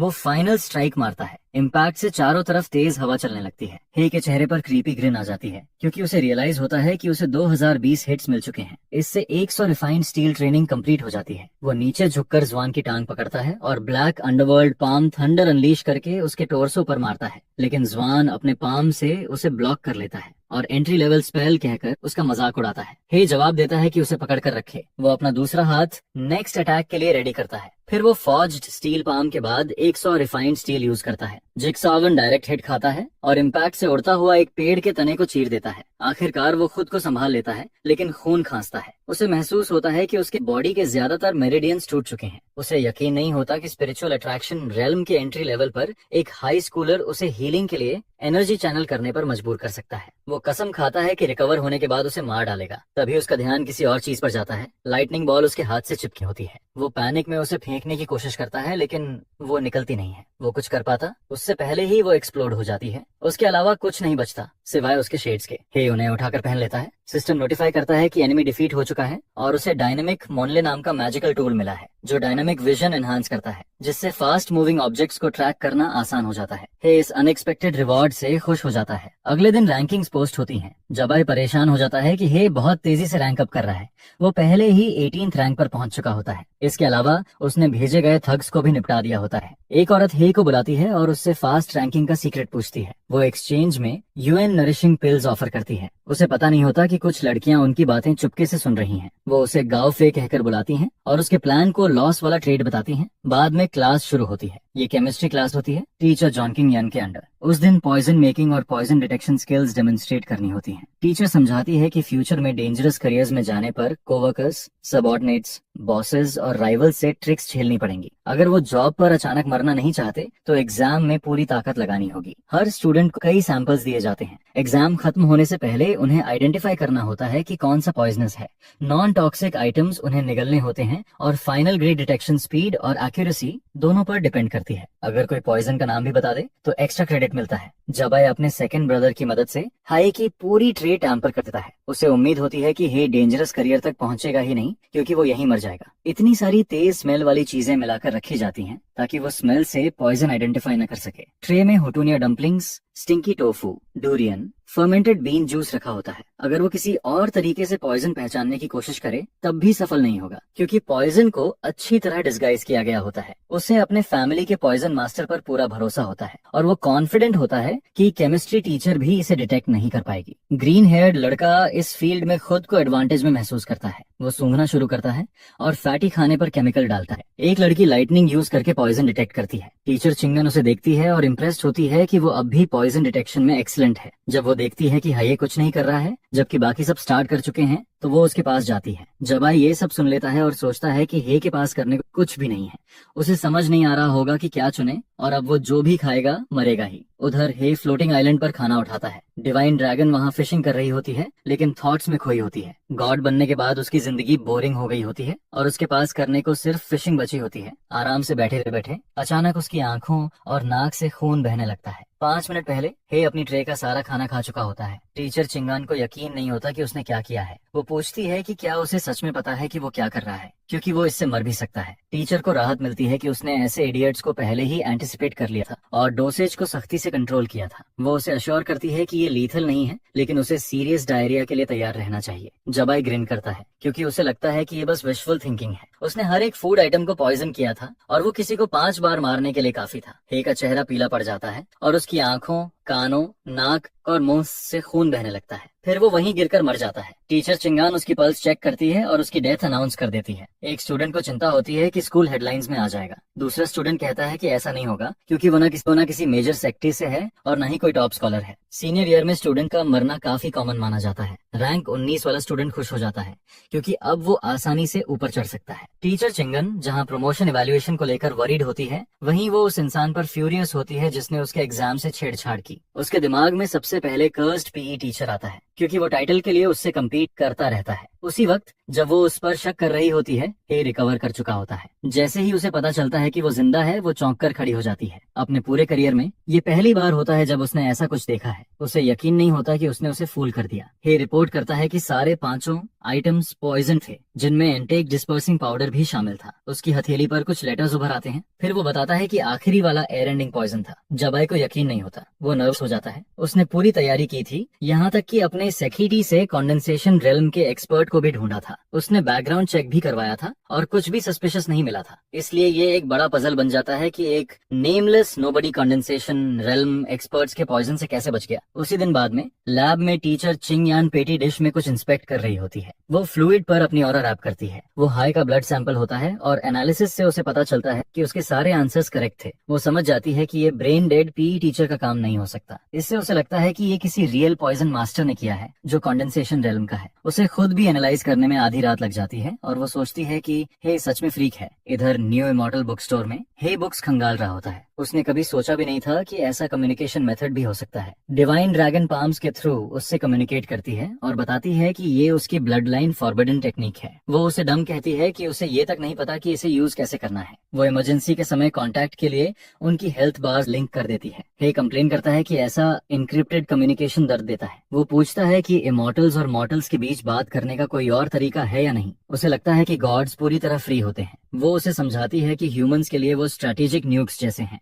उनका हर मूव इमॉर्टल पैलेस की निगरानी में होता है। वो एक बार ऑलरेडी खुद से डिसेंड कर चुकी है और अगर उसने दोबारा कैजुअली ह्यूमन से कांटेक्ट किया और इमॉर्टल पैलेस को पता चल गया तो इमॉर्टल्स उसके पीछे पड़ जाएंगे। हे पूछता है कि क्या वो उसे टॉप टियर ट्रेजर्स की लोकेशन बता सकती है। वो कहती है कि जो कुछ शेयर करना अलाउड था वो सब ऑलरेडी एडवांस्ड पेमेंट स्किल्स में इन्फ्यूज कर दिया गया है, बस उसे इंस्ट्रक्शंस फॉलो करनी है। उसके हाथों से खून बहने लगता है। किसी की नजर उस पर पड़ती है। वो फीमेल स्टाफ होती है। उसे लगता है कि आजकल हाई स्कूलर्स बहुत प्रेशर में होते हैं, लेकिन उसे यकीन नहीं होता कि कोई बुक स्टोर में सेल्फ हार्म करेगा और फिर खून साफ करने की बारी उसी की आएगी। हे सॉरी बोलता है और प्रॉमिस करता है कि वो बाद में खून साफ कर देगा। फिर वो कुछ बुक्स को लेकर सवाल पूछता है। वो पूछती है कि किस तरह की बुक्स चाहिए। हे बताता है कि वो सीनियर ईयर में है और कंडेंसेशन रेल में एम करना चाहता है। वो अच्छे प्रेप बुक्स की रिकमेंडेशन चाहता है। कॉलेज एंट्रेंस एग्जाम्स में अभी लगभग 1 साल बाकी होता है, इसलिए उसे हैरानी होती है कि वो अभी से कंडेंसेशन रेल्म की तैयारी कर रहा है। हे पूछता है कि कंडेंसेशन रेल्म कितना हार्ड होता है। वो डाउट करती है कि क्या वो सच में सीनियर है, क्योंकि उसे बेसिक नॉलेज भी नहीं है। वो एक्सप्लेन करती है कि अगर कॉलेज एंट्रेंस एग्जाम के दौरान कंडेंसेशन रेल्म ब्रेक कर लिया तो एडमिशन ऑलमोस्ट गारंटीड होता है। अगर सीधे रीच कर लिया तो डायरेक्ट रिकमेंडेशन भी मिल सकती है। वो कमेंट करती है कि आजकल के किड्स की एम्बिशंस बहुत ऊंची होती हैं, लेकिन ग्राउंडिंग नहीं होती। वो उसे 3 बेस्ट सेलिंग बुक्स देती है और कहती है कि अगर वो इन्हें ग्रास्प कर ले तो काफी है। हे कंडेंसेशन रेल्म कल्टीवेशन गाइड चुनता है और काउंटर पर रख देता है। ये स्टाफ रिकमेंडेशन में नहीं होता, इसलिए वो अनइम्प्रेस्ड रहती है कि उसने उसकी बात नहीं मानी। हे तुरंत बुक स्कैन करता है। स्टाफ देखती है कि वो उस कॉम्प्लेक्स बुक को सीधे लास्ट पेज पर पलट देता है। उसके दिमाग में वो जज करती है कि उसकी लॉजिक पूरी तरह उल्टी है और वो होपलेस है। वो पढ़ता है कि कंडेंसेशन रेल्म ब्रेक करने के लिए ची या बॉडी कल्टीवेशन को लेवल 10 तक पूरा करना जरूरी है। साथ में कंडेंसेशन पिल की मदद चाहिए। इस प्रोसेस में स्पिरिचुअल एनर्जी बॉडी के अंदर रैम्पेज कर सकती है, जिससे सीरियस इंजरीज हो सकती हैं।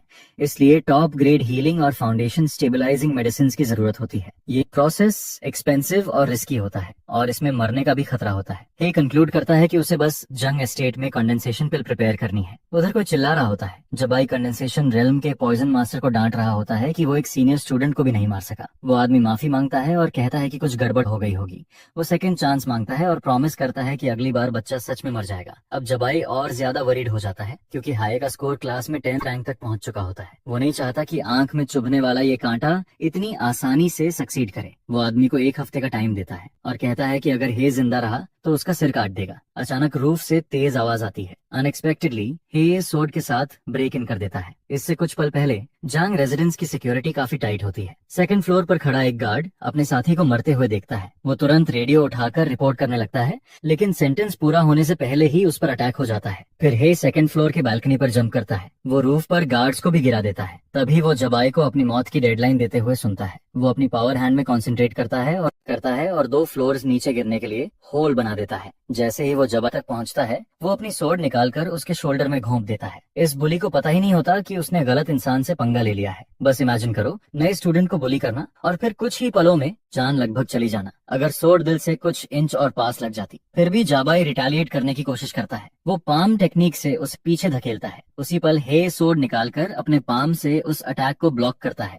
और जी कई वॉल्स तोड़ता हुआ पीछे जा गिरता है। आखिरी वॉल पर गहरा डेंट बन जाता है। तभी हाई की तरफ नीडल्स फेंकी जाती हैं। वो स्किलफुल्ली स्वॉर्ड से ब्लॉक करता है, हालांकि वो थोड़ा कॉट ऑफ गार्ड हो जाता है। फिर एक आदमी यूनिक वेपन से उस पर वॉर करता है। वो स्टाफ जैसा होता है, जिसके मेटालिक एंड फ्लावर की तरह खुलते बंद होते हैं। हे सोर्ड से उसे ब्लॉक करता है, लेकिन आदमी वेपन का बटन दबाता है और उससे एक ब्लेड निकलती है जो सीधा उसकी आंख की तरफ जाती है। हे थोड़ा साइडवेज मूव करता है, जिससे बस हल्की सी स्क्रैच लगती है। आदमी पीछे हट जाता है। वो आदमी इंट्रूडर को पहचान लेता है, वही हाई स्कूल स्टूडेंट जो उसके पॉइजन से लकी तरीके से नहीं मरा था। वो उसे ढूंढने ही वाला था और वो खुद उसके सामने आ गया। वो बताता है कि जो वेनम नीडल उसने पहले छोड़ी थी वो मामूली नहीं थी। वो एंसेस्ट्रल रेसिपी से बनाई गई थी, जिसकी टॉक्सिसिटी बिल्कुल अलग लेवल की थी। आमतौर पर ये ब्रैट के लिए इंस्टेंट डेथ होती। हाई की चीख से खून बहता है, लेकिन वो बस उसे घूरता है, जिससे पॉइजन मास्टर को अनईजी फील होता है और तभी हाई गायब हो जाता है। एक पल में वो जबाई के सामने पहुंच जाता है और सोर्ड उसकी तरफ तान देता है। वो उसे स्टैब करने की कोशिश करता है, लेकिन हे इवेड कर लेता है। फिर वो अपनी सोर्ड घुमाता है, लेकिन उसे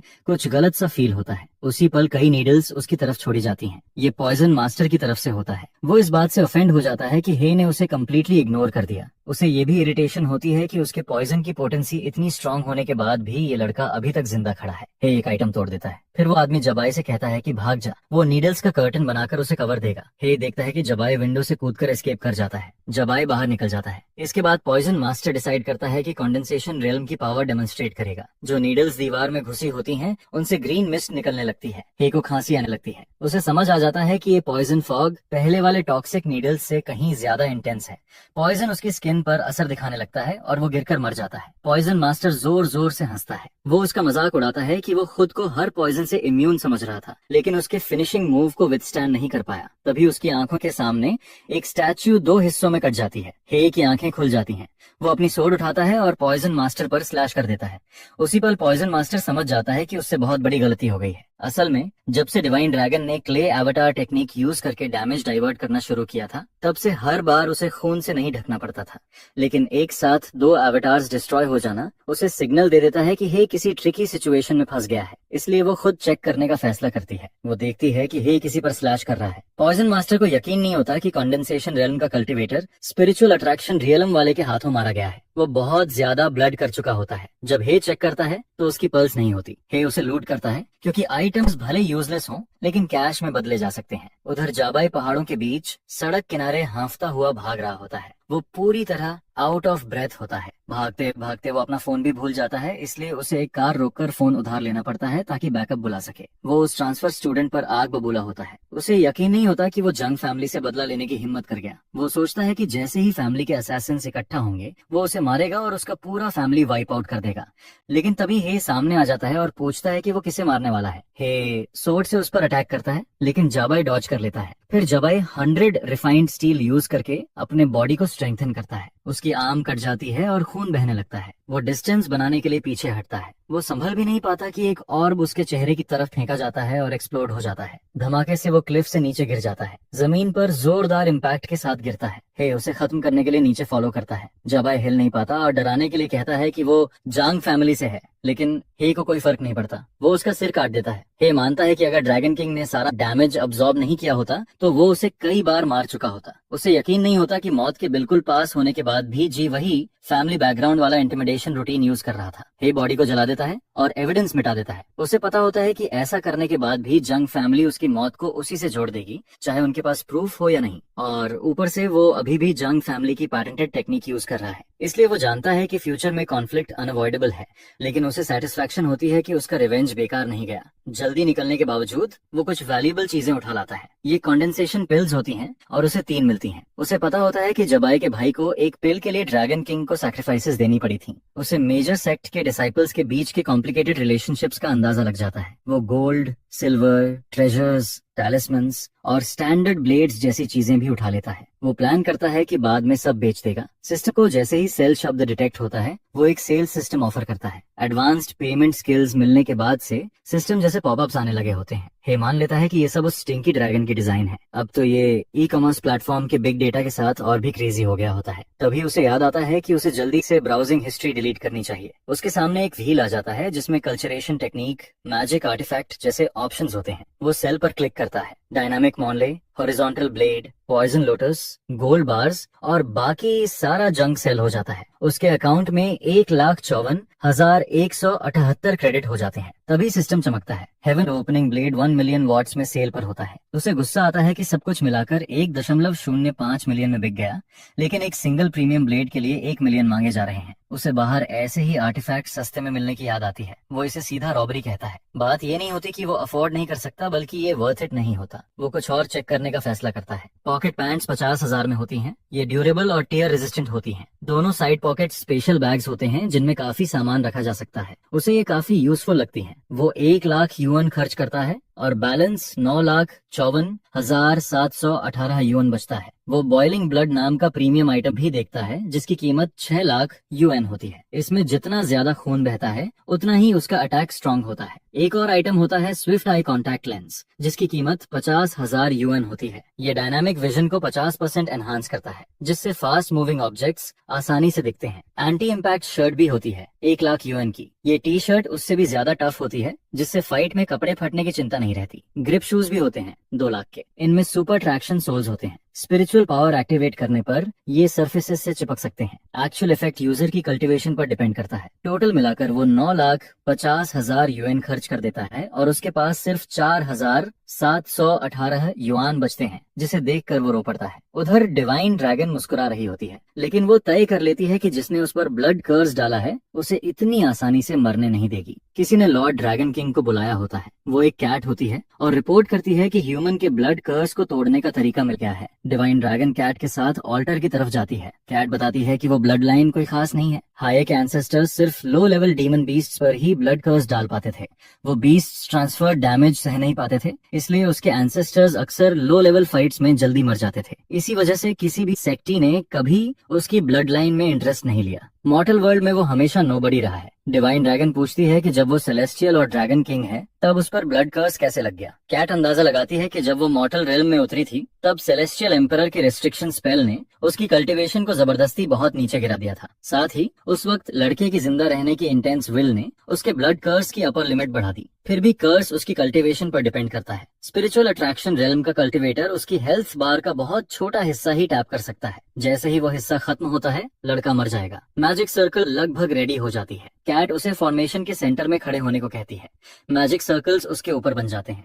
तभी उसके बॉडी से कुछ निकलते वक्त उसे अनबेरेबल पेन होती है और वो चीख उठती है। उधर अर्थ पर सब शांत होता है। हे गहरी नींद में होता है और वो लाइन हे के बॉडी में एंटर कर जाती है। डिवाइन ड्रैगन देखती है कि ब्लड कर्स ने एक टैंजिबल फॉर्म ले लिया है। वो अपनी पावर हाथ में कंडेंस करके उसे काटने की कोशिश करती है, लेकिन तभी कोई डोर नॉक करता है। वो एक मैसेंजर होता है। वो बताता है कि सेलेस्टियल मिनिस्टर उसे बुला रहे हैं। कैट को कंफ्यूजन होती है कि मैसेज टैलिस्मैन से नहीं भेजा गया बल्कि पर्सनल एनवॉय भेजा गया है। डिवाइन ड्रैगन पूरी तरह ऑन गार्ड रहती है क्योंकि ये विजिटर अच्छे इरादों से नहीं आया होता है। डिवाइन ड्रैगन थ्रोन के सामने खड़ी होती है, लेकिन थ्रोन खाली होता है। तभी अचानक कोई उससे पूछता है कि क्या वो वहाँ बैठना चाहती है। थ्रोन के राइट साइड पर एक आदमी प्रकट होता है। वो उसे बताता है कि सेलेस्टियल एम्परर कई सालों से सामने नहीं आया है, इसलिए थ्रोन बहुत समय से खाली पड़ा है और अगर वो थोड़ी देर वहाँ बैठ जाए तो कोई नुकसान नहीं होगा। डिवाइन ड्रैगन स्कॉफ करती है और कहती है कि हर इमॉर्टल जानता है कि वही सबसे ज्यादा ईगर रहता है वहाँ बैठने के लिए। वो उसे वार्न करती है कि ऐसे माइंड गेम्स उसके साथ न खेले और सीधे बताए कि उसे वहाँ क्यों बुलाया गया है। वो कमेंट करता है कि वो अब भी उतनी ही हॉट टेम्पर्ड है। फिर वो बताता है कि उसे बुलाने की वजह उसकी हाई इमॉर्टल प्रमोशन की एप्लीकेशन है। उसे रिजेक्ट कर दिया गया है। ये सुनते ही डिवाइन ड्रैगन गुस्से में आ जाती है क्योंकि पहले उसने अपना टेरिटरी और सबऑर्डिनेट्स छोड़ दिए थे और इमॉर्टल पैलेस ज्वाइन करने के लिए अग्री किया था। वो सब उसने सिर्फ इसलिए किया था क्योंकि उसे प्रॉमिस दिया गया था कि 100 साल बाद उसे हाई इमॉर्टल बना दिया जाएगा। वो आदमी समझाता है कि अब सिचुएशन अलग है क्योंकि बहुत सारे माइनर इमॉर्टल्स प्रमोशन के लिए अप्लाई कर रहे हैं। अगर सिर्फ सेंचुरीज पुराने प्रॉमिस के आधार पर उसकी प्रमोशन अप्रूव कर दी गई तो बाकी इमॉर्टल्स ऑब्जेक्शन करेंगे। वो सजेस्ट करता है कि वो और ज्यादा मेरिट जमा करे और अपनी कल्टीवेशन थोड़ा और बढ़ाए। वो उसकी बात पूरी होने से पहले ही वहाँ से गायब हो जाती है। कैट हैरान रह जाती है कि वो इतनी जल्दी वापस आ गई। डिवाइन ड्रैगन आसमान में बेहद तेज रफ्तार से उड़ रही होती है और उसके चेहरे से साफ दिखता है कि वो कितनी फ्यूरियस है। कैट समझ जाती है कि ये अच्छा साइन नहीं है। वो लगभग क्लिफ तक पहुंच चुकी होती है। जब वो नीचे उतरती है तो जोरदार एक्सप्लोजन होता है। पूरे फॉरेस्ट में उसका इम्पैक्ट महसूस होता है। कैट उल्टे मुंह चट्टान पर गिर जाती है। वो पूछती है कि क्या वो ठीक है। डिवाइन ड्रैगन चट्टानों पर लेटी हुई सार्कास्टिकली जवाब देती है कि वो ठीक फील कर रही है, बस थोड़ा रिस्ट्रेन्ड महसूस हो रहा है। कैट को यकीन नहीं होता कि वो रिस्ट्रेन्ड है जब उसने पूरा माउंटेन तोड़ दिया है। उसकी फ्री रेंज खत्म हो चुकी है। अब समय आ गया है उस म्यू को और जोर से धकेलने का। उधर ह्यूमन रेल्म के फॉरेस्ट में हे ट्रेनिंग कर रहा होता है और पास बैठा बर्ड अनॉयड हो जाता है क्योंकि उसे सोने नहीं मिल रहा। आखिरकार सिस्टम नोटिफाई करता है कि spirit attracting breathing technique complete हो चुकी है। अब कंडेंसेशन रेल्म में जाने के लिए उसकी फाउंडेशन और भी सॉलिड हो जाती है। ये सब होने के बाद कंडेंसेशन रेल्म के एडवांस्ड पेमेंट के साथ सब एलिमेंट्स रेडी होते हैं। बस कुछ एसेंशियल फॉलो अप कल्टीवेशन बाकी रहती है। वो advance cultivation condensation realm activate करता है। पावर उसके बॉडी में दौड़ने लगती है। कॉन्सेंट्रेटेड पावर सीधा आसमान की तरफ शूट करती है। स्मोक और डस्ट चारों तरफ फैल जाती है। कुछ देर बाद सब क्लियर हो जाता है। उसकी आंखें लाल चमकने लगती हैं। कंडेंसेशन रेल्म एडवांसमेंट प्रीपेड होने के कारण उसकी बॉडी स्ट्रेंथ, माना और मैक्स हेल्थ पॉइंट्स काफी बढ़ जाते हैं और डिवाइन सेंस बहुत ज्यादा एनहांस हो जाती है। कॉम्प्रिहेंशन एबिलिटी भी काफी बूस्ट हो जाती है। उसके साथ ही कंडेंसेशन रेल्म की एक्सक्लूसिव टेक्निक्स, आर्टिफैक्ट्स और आइटम्स अनलॉक हो जाते हैं। सिस्टम उसे बताता है कि कंडेंसेशन रेल्म के कंडीशंस पूरे करने हैं, जिनमें एक condensation pill, 10 superior foundation stabilising pills, 3 bottles superior spiritual herb extract और स्पिरिट अट्रैक्टिंग रेल्म के 10 लेयर्स शामिल हैं। वो हैरान हो जाता है कि बस इतना ही, क्योंकि ये सब उसके पास पहले से होता है। ये उसकी सोच से भी ज्यादा आसान लगता है, लेकिन उसी वक्त वो खुद को जिंक्स कर देता है। साइड क्वेस्ट सामने आ जाता है। उसे इंस्ट्रक्ट किया जाता है कि टाइम लिमिट के अंदर हेमोरेज कर्स झेलते हुए सीक्रेट रेल्म क्लियर करे। मिशन के बाद कंडेंसेशन रेल्म के एडवांस पर इंटरेस्ट के रूप में उसकी कल्टीवेशन और मेरिट का 30% डिडक्ट किया जाएगा। बाद में रिपेमेंट कॉम्पाउंड इंटरेस्ट के साथ होगी। उसे नहीं पता होता कि ये डीमन केव कहाँ है। तभी अचानक एक रेड ग्लो दिखाई देता है। उसके नीचे मैजिक सर्कल बन जाती है। वो पैनिक कर जाता है क्योंकि वो अभी रेडी नहीं होता। गिरते ही 20 मिनट का टाइमर स्टार्ट हो जाता है। वो कंप्लेन करता है कि ये कितना इंटेंस है, खासकर तब जब वो स्पाइक्स पर गिर रहा होता है। वो अपनी एनर्जी हाथों और पैरों में कंसंट्रेट करता है ताकि दीवार पकड़ सके। पहले वो फिसलता है, लेकिन आखिरी पल में रुक जाता है। बस 1 इंच पहले उसके नीचे स्पाइक का टिप होता है। वो सच में बहुत क्लोज था। वो लगभग मर ही गया होता। भले ही उसकी हेल्थ बार मोटी हो चुकी होती है, लेकिन हर्ट होना अब भी हर्ट करता है और उसे नहीं पता होता कि हेमरेज कब शुरू होगा। अगर पॉसिबल हो तो वो इंजरी अवॉइड करना चाहता है। तभी एक मेटल आर्म उसकी तरफ छोड़ा जाता है। किस्मत से वो उसे देख लेता है और नीचे गिरकर उसे एवेड कर लेता है। जैसे ही वो गिरता है, एक और स्पाइक आती है जिसे वो तलवार से 2 टुकड़ों में काट देता है। उसकी स्पीड, स्ट्रेंथ और रिफ्लेक्सेस तीनों काफी इंप्रूव हो चुके होते हैं। भले ही उसके पास आयरन काटने वाली बेस्ट नाइफ ना हो, लेकिन थोड़ी सी मैजिक पावर मोबिलाइज करने पर कमर जितनी मोटी स्टोन आर्म को भी वो एक स्वॉर्ड से काट सकता है। यही बेसिक कल्टीवेशन इंप्रूव करने का फायदा होता है। उसे एक और इनकमिंग अटैक दिखता है। बाहर निकलने के लिए उसे जिगजैग में ऊपर की तरफ मूव करना पड़ता है। जैसे ही वो पिट से निकलने वाला होता है, एक हाथ रास्ता रोक लेता है और आगे पीछे से एम्बुश हो जाता है। वो black nether fist core thunder use करता है और सब कुछ तोड़ देता है। इसके बाद उसका टाइमर 17 मिनट्स 36 सेकंड्स पर पहुंच जाता है। जमीन से ह्यूमन शेप में एक रॉक उभरता है। ऐसे कई रॉक सोल्जर्स सामने आ जाते हैं। वो रॉक और ह्यूमन वॉरियर जैसे दिखते हैं, जिनके हाथ में हथौड़ा होता है। टाइम लिमिट की वजह से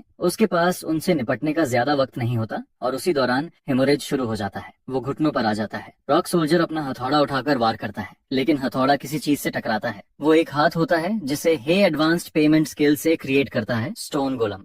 भारी ब्लड लॉस की वजह से बॉइलिंग ब्लड एक्टिवेट हो जाता है, जिससे उसका अटैक पावर बढ़ जाता है। वो डैगर से रॉक सोल्जर को 2 हिस्सों में काट देता है। सिस्टम उसे स्टोन गोलम ट्रेनिंग कंप्लीट करने का इंस्ट्रक्शन देता है। उसे गोलम को कंट्रोल करके अलग अलग अटैक टेक्निक्स यूज करनी होती हैं। उसकी प्रोग्रेस 0-5 पर होती है। वो गोलम हैंड रिलीज करता है और सारे रॉक सोल्जर्स को डिफीट करता है। वो एक को क्रश करता है और बाकी को गोलम हैंड से पंच कर देता है। गोलम हैंड हवा में उड़ जाती है। इसी दौरान दूसरी जगह जिकियन एक चेन्ड औरत को थप्पड़ मारकर होश में लाता है। वो औरत होश में आती है और खुद को एक क्रीपी ऑल्टर के सामने तपाती है। उसने तो बस सोडा पिया था, इसलिए उसे समझ नहीं आता कि वो ऐसी जगह कैसे पहुंच गई। वो अपने मैनेजर जिकियन से पूछती है कि ये सब कैसे हुआ। जिकियन इरिटेट होता है क्योंकि कंडेंसेशन पिल लेने के बाद भी उसका ब्रेक थ्रू नहीं हुआ था और ड्रैगन भी अब उसके ऑफरिंग्स का जवाब नहीं दे रहा था। इसी वजह से वो डिसाइड करता है कि किसी दूसरे डेटी से कंडेंसेशन पिल मांगने के लिए सैक्रिफाइस देगा। ब्लैक हेयर्ड औरत, जो उसकी सबॉर्डिनेट होती है, ये समझते ही पैनिक कर जाती है कि उसे सैक्रिफाइस किया जा रहा है। उसे यकीन नहीं होता। वो कहती है कि वो 3000 वॉट महीने की नौकरी में जानवरों की तरह काम करती रही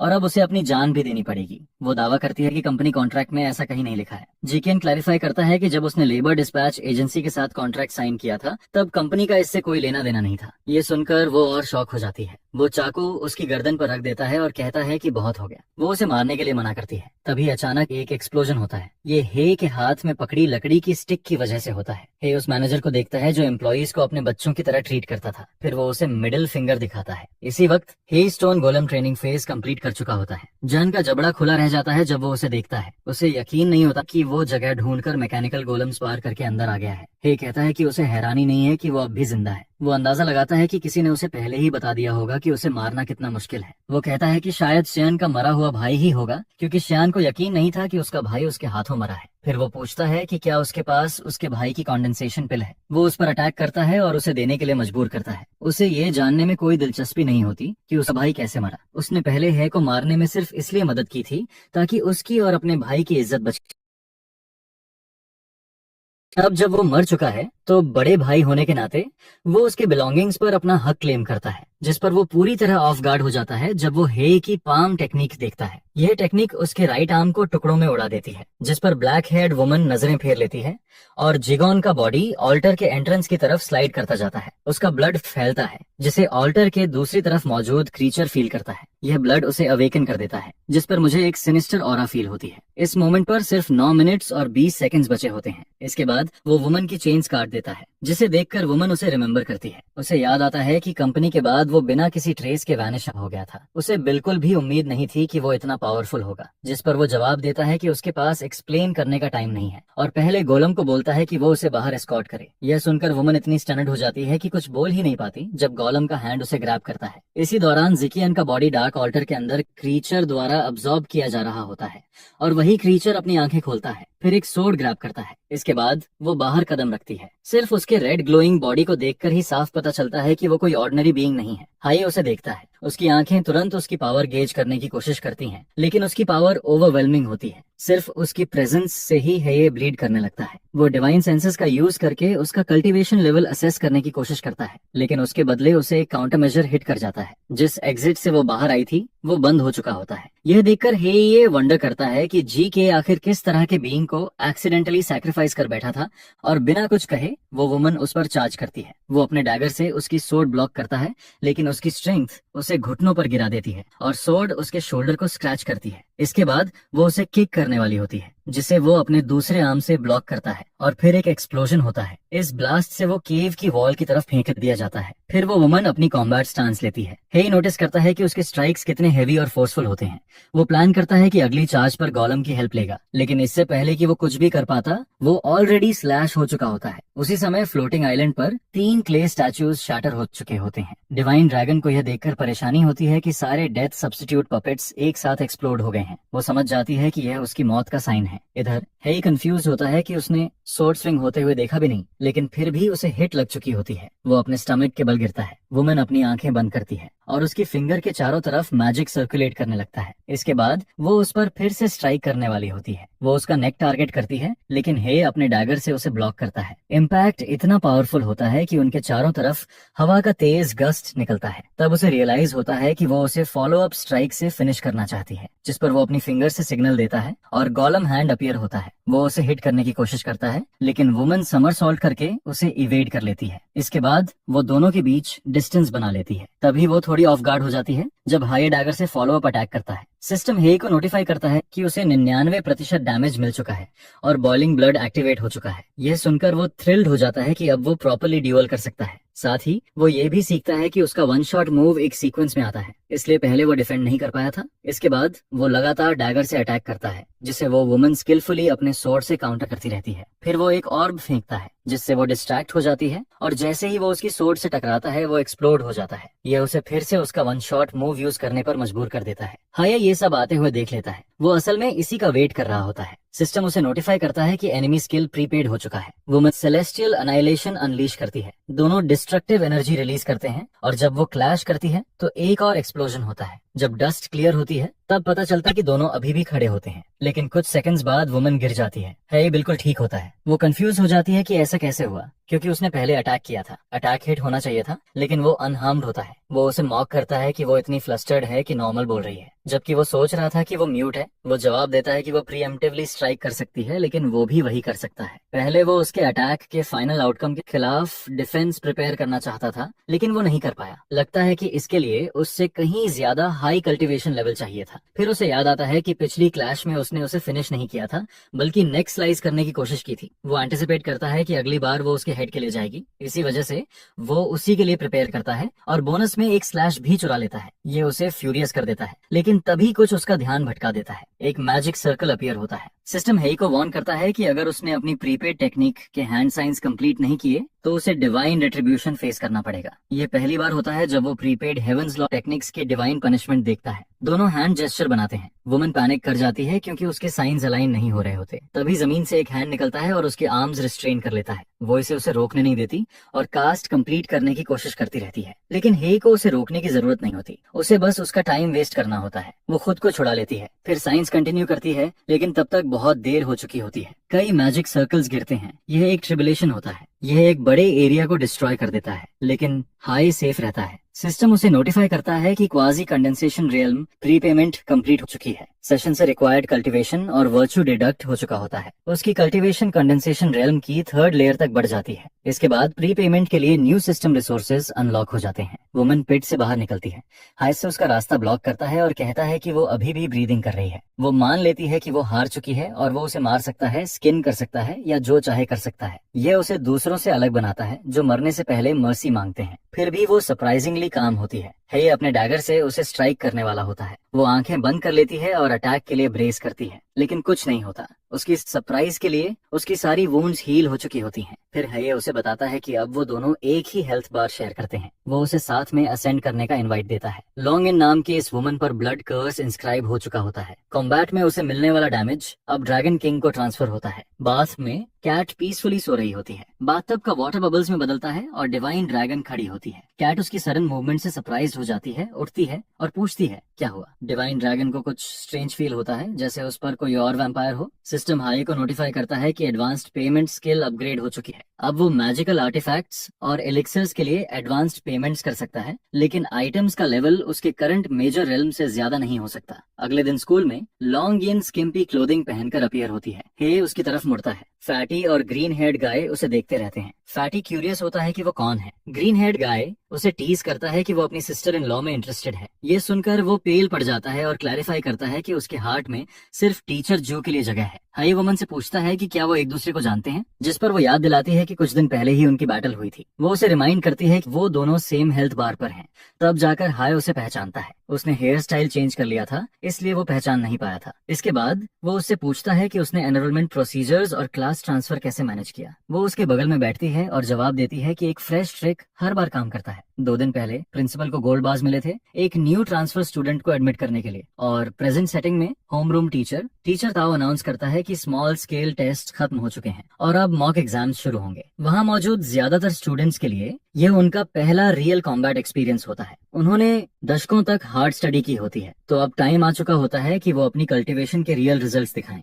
वो सारे स्टूडेंट्स को एग्जामिनेशन एरिया में असेंबल होने को कहता है। सबसे पहले ग्रेड 12 क्लास 1 को असेंबल होने के लिए बोला जाता है। फिर क्लास 2 की रोल कॉल शुरू होती है। इसके बाद क्लास 3 की रोल कॉल होती है, जहां सारे स्टूडेंट्स प्रेजेंट होते हैं। फिर नेक्स्ट क्लास 4 को कॉल किया जाता है। इनको ये एग्जाम इंटरेस्टिंग लगती है, जिस पर उनका ग्रीन हेड क्लासमेट वरी करता है कि कहीं वो पूरे ग्रेड के सामने खुद को एम्बैरस न कर लें। यह सुनकर हे उसे अश्योर करता है कि सब ठीक रहेगा, जिस पर वो थोड़ा पर्कअप होता है, लेकिन फिर डिसअपॉइंटमेंट में चला जाता है जब हे एक्सप्लेन करता है कि वो शेमलेस है, इसलिए उसे एम्बैरस होने से कोई फर्क नहीं पड़ता। इसके बाद टीचर एग्जामिनेशन रूल्स अनाउंस करता है। हर क्लास के लिए अलग अलग एक्सक्लूसिव एग्जामिनेशन एरिया होता है। एरिया के एजेस बैरियर्स से सील होते हैं ताकि सेम एग्जाम जीतने वाले कैंडिडेट्स एक दूसरे को इंटरफियर ना करें। हर कैंडिडेट को सेम मॉन्स्टर से फाइट करनी होती है। जो 5 मिनट्स के अंदर केओ अचीव करता है उसे फुल स्कोर मिलता है। जो एग्जाम टाइम के एंड तक केओ नहीं कर पाते उन्हें इफेक्टिव डैमेज के बेसिस पर स्कोर मिलता है। अगर एग्जाम के दौरान कोई इमरजेंसी होती है तो फील्ड के सेंटर में मौजूद टीचर जो इंटरवीन करते हैं। इसके साथ ही एग्जाम ऑफिशियली बिगिन हो जाती है। जिन स्टूडेंट्स के नाम कॉल होते हैं वो नीचे आकर प्रिपेयर करते हैं। सबसे पहले ग्रेड 12 क्लास 1 से शाओ जाकांग और गुआन लियांग आते हैं। साथ ही क्लास 2 से टांगलोंग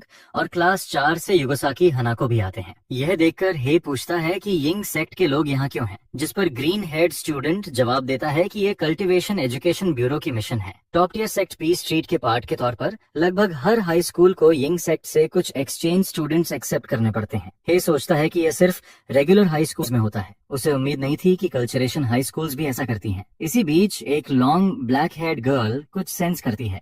ये लड़की ryugasaki हनाको होती है और वो ऑडियंस की तरफ ग्लांस करती है। हे समझ जाता है कि उसकी इंट्यूशन काफी शार्प है। ये इनको ये देखकर अनॉयंस होती है कि उसने उसके मास्टर को ग्लेयर किया। वो क्लेम करती है कि उसके लिटिल ब्रो को ग्लेयर करने का हक सिर्फ उसी का है, जिस पर ग्रीन हेड गाय कमेंट करता है कि इनके बीच हायरार्की कुछ अलग ही लेवल की है। हे ये सुनकर स्पीचलेस रह जाता है। फिर एग्जाम स्टार्ट हो जाती है और एग्जाम मॉन्स्टर समन किया जाता है। सेंटर में एक बड़ा क्रीपी पोर्टल अपीयर होता है। पहले एक आई दिखती है और फिर एक मशरूम मैन क्रीचर रिवील होता है। टीचर जैन उस ऑमिनस ऑरा को फील करता है। वो नर्वस हो जाता है क्योंकि ये वही क्लाउड कैनोपी डीमन लॉर्ड होता है जिसे ताओंग सेक्ट ने सप्रेस किया था। वो टीचर ताओ से कहता है कि फर्स्ट मॉक एग्जाम में इसे यूज करना बहुत ज्यादा है, जिस पर टीचर ताओ उसे इम्पेशेंट बोलता है और मॉक करता है कि इसमें कोई वंडर नहीं कि वो अभी तक पीई टीचर ही है। टीचर ताओ एक्सप्लेन करता है कि अगर यह ओरिजिनल बॉडी होता तो सप्रेस होने के बाद भी सब मर चुके होते, लेकिन एग्जाम मॉन्स्टर्स डीमन लॉर्ड के स्पोर्स से ग्रोन क्लोन्स होते हैं। भले ही वो कंडेंसेशन रेल में हो, लेकिन उनकी स्ट्रेंथ प्रॉक्टरिंग टीचर्स से कम होती है और साइट सप्रेशन स्टोन्स से सराउंडेड होती है, इसलिए वरी की कोई बात नहीं होती। एक स्टूडेंट फायर टैलिस्मन्स रिलीज करता है जिससे मॉन्स्टर पीछे जंप करता है। टीचर अनाउंस करता है कि अगर एग्जाम एंड होने तक मॉन्स्टर को कोई डैमेज नहीं पहुंचाया गया तो स्कोर 0 होगा।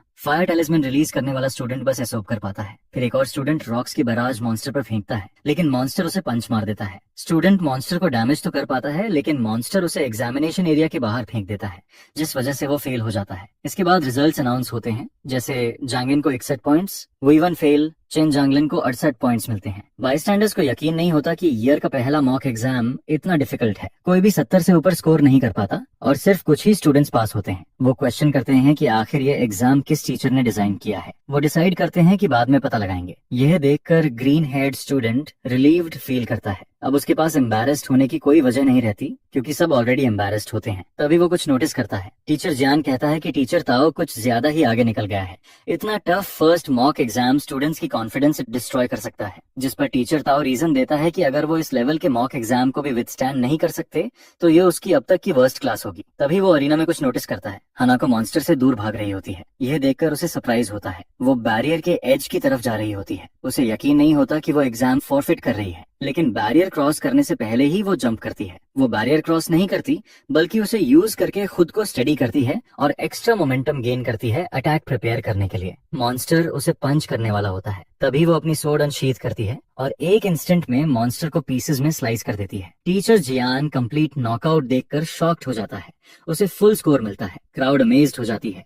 जहां ज्यादातर पास करने में स्ट्रगल कर रहे होते हैं, वहीं उसे फुल स्कोर मिलता है। लोग उसे मॉन्स्टर कहते हैं और वंडर करते हैं कि वो कहां से आई है। कोई रिप्लाई करता है कि वो यिंग सेक्ट की एक्सचेंज स्टूडेंट है और क्लास 4 की टॉप स्टूडेंट है। एक सैमुराई उसे ऑब्जर्व करता है। उसके चेहरे पर स्मग स्माइल होती है। उसे पता होता है कि ये तो बस बिगिनिंग है। वो उनके लिए एक्स्ट्रा एग्जाम अरेंज करता है। अरीना के फ्लोर की क्रैक से मशरूम स्प्राउट होते हैं, जो नीचे मौजूद एक और ज्यादा स्केरी क्रीचर से कनेक्टेड होते हैं। फिर नेक्स्ट बैच कॉल होती है। सबसे पहले ग्रेड 12 क्लास 1 से लीजान को बुलाया जाता है। ग्रीन हेड गाय एक्सपेक्ट करता है कि वो फुल स्कोर ले आएगा क्योंकि वो क्लास 1 का नंबर 1 स्टूडेंट है। तभी वो हे का हैंड मूव करते हुए नोटिस करता है और पूछता है कि वो क्या जेस्चर कर रहा है। हे जानता है कि वो सिस्टम प्राइज व्हील नहीं देख सकता, इसलिए कैजुअली कह देता है कि वो बस मॉस्किटोज हटा रहा है। हे को इस बात से फर्क नहीं पड़ता कि नंबर 1 कौन है। उसे बस ये केयर होता है कि कौन से गुड मैजिकल आर्टिफैक्ट्स पर वो एडवांस्ड पेमेंट कर सकता है। इसी बीच फैन गर्ल्स जुनहाओ के लिए चीयर करती हैं। जुनहाओ कॉन्फिडेंट होता है कि वो एग्जाम मॉन्स्टर्स को किल कर देगा।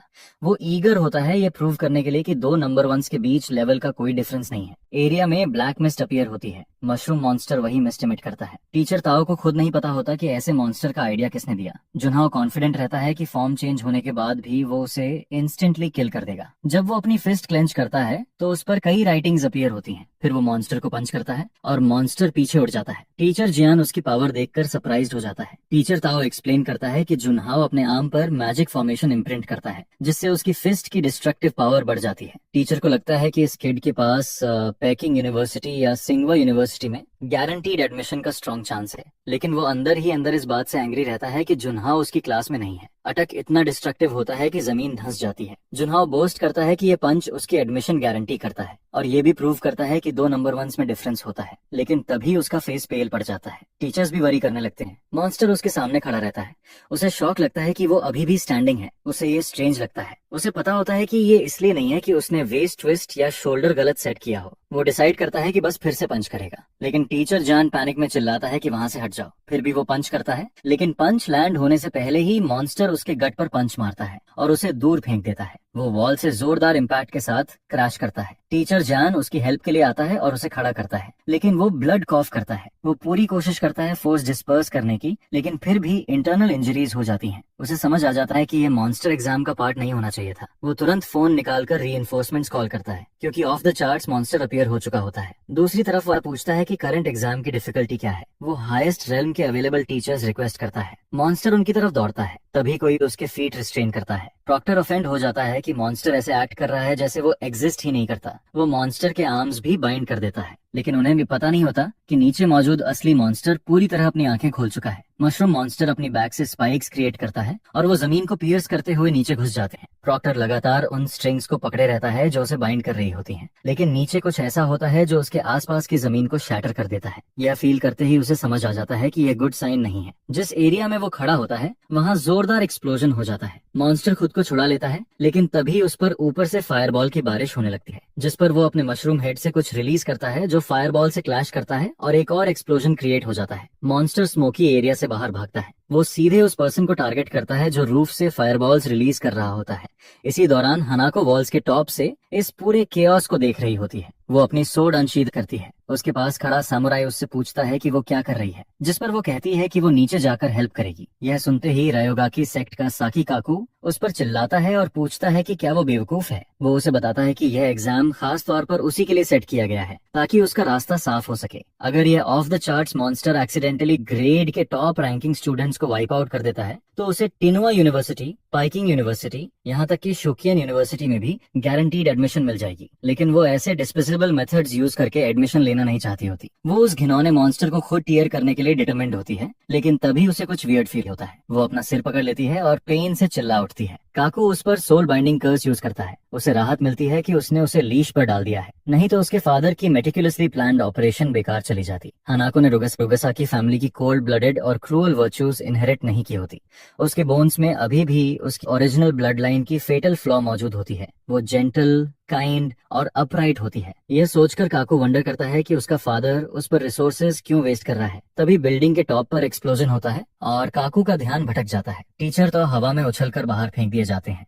तभी उसे रियलाइज होता है कि मॉन्स्टर कम से कम कंडेंसेशन रेल्म की 5th लेयर पर है। वो क्वेश्चन करता है कि आखिर किसने ऐसा एग्जाम मॉन्स्टर इशू किया है। Teacher Tao body protecting astral shield activate करता है। मॉन्स्टर उसकी तरफ रश करता है। उसकी स्पीड इतनी फास्ट होती है कि ताओ की आंखें भी उसे ट्रैक नहीं कर पाती। वो बस एक omni directional defensive shield create कर पाता है। मॉन्स्टर उस पर अटैक करता है। शील्ड में क्रैक पड़ता है, फिर वो पूरी तरह शैटर हो जाता है और मॉन्स्टर टीचर ताओ को नेक से पकड़ लेता है। मॉन्स्टर के फेस पर एक ह्यूज ग्रिन होती है। टीचर ताओ ड्रोल करने लगता है और उसकी आंखें व्हाइट होने लगती हैं जब मॉन्स्टर उसे चोक करता है। लेकिन तभी कोई इंटरवीन करता है और मॉन्स्टर के आंख को पीसेस में काट देता है। और जाहिर है वो कोई और नहीं बल्कि हमारा बॉय होता है। 15 मिनट पहले ग्रीन हेड स्टूडेंट मॉन्स्टर को देखकर हे के पास कांप रहा होता है। हे समझ जाता है कि वो डिमोनिक ऑरा से इंटिमिडेट हो चुका है। उसे उम्मीद नहीं थी कि कंडेंसेशन रेल्म वाले इतने इजीली डिमोनिक ऑरा से डर जाएंगे। और इस मॉन्स्टर का कल्टीवेशन लेवल कंडेंसेशन रेल्म की 7th लेयर पर होता है। यह यिन डिटरमाइन कर लेती है, जिससे हे को उसकी शार्पनेस देखकर इम्प्रेस फील होता है। लेकिन यिन क्लैरिफाई करती है कि यह उसकी बॉडी है जो पावरफुल ओपोनेंट को सेंस करके एजिटेटेड हो रही है। वही उसे बता रही होती है कि सामने वाला ओपोनेंट किस क्लास का है। हे अपने व्हील को फिर से प्रेस करता है। वो पेरीमीटर के चारों तरफ बैरियर सेट करता है ताकि मॉन्स्टर आसानी से एस्केप न कर सके। वो ये भी अस्यूम करता है कि मॉन्स्टर उन सबको वाइप करने का प्लान कर रहा है। इस समय हे कंडेंसेशन रेल्म की 3rd लेयर पर होता है। एक्स्ट्रा लॉन्ग हेल्थ बार को काउंट करते हुए उसकी एक्चुअल स्ट्रेंथ 7th लेयर के करीब होती है। वो मार्केट में वेपन्स चेक करता है। न्यूली अनलॉक्ड वेपन्स देखने के बाद उसे सिर्फ एक टॉप ग्रेड वेपन मिलती है जो एडवांस्ड पेमेंट से अवेलेबल होती है।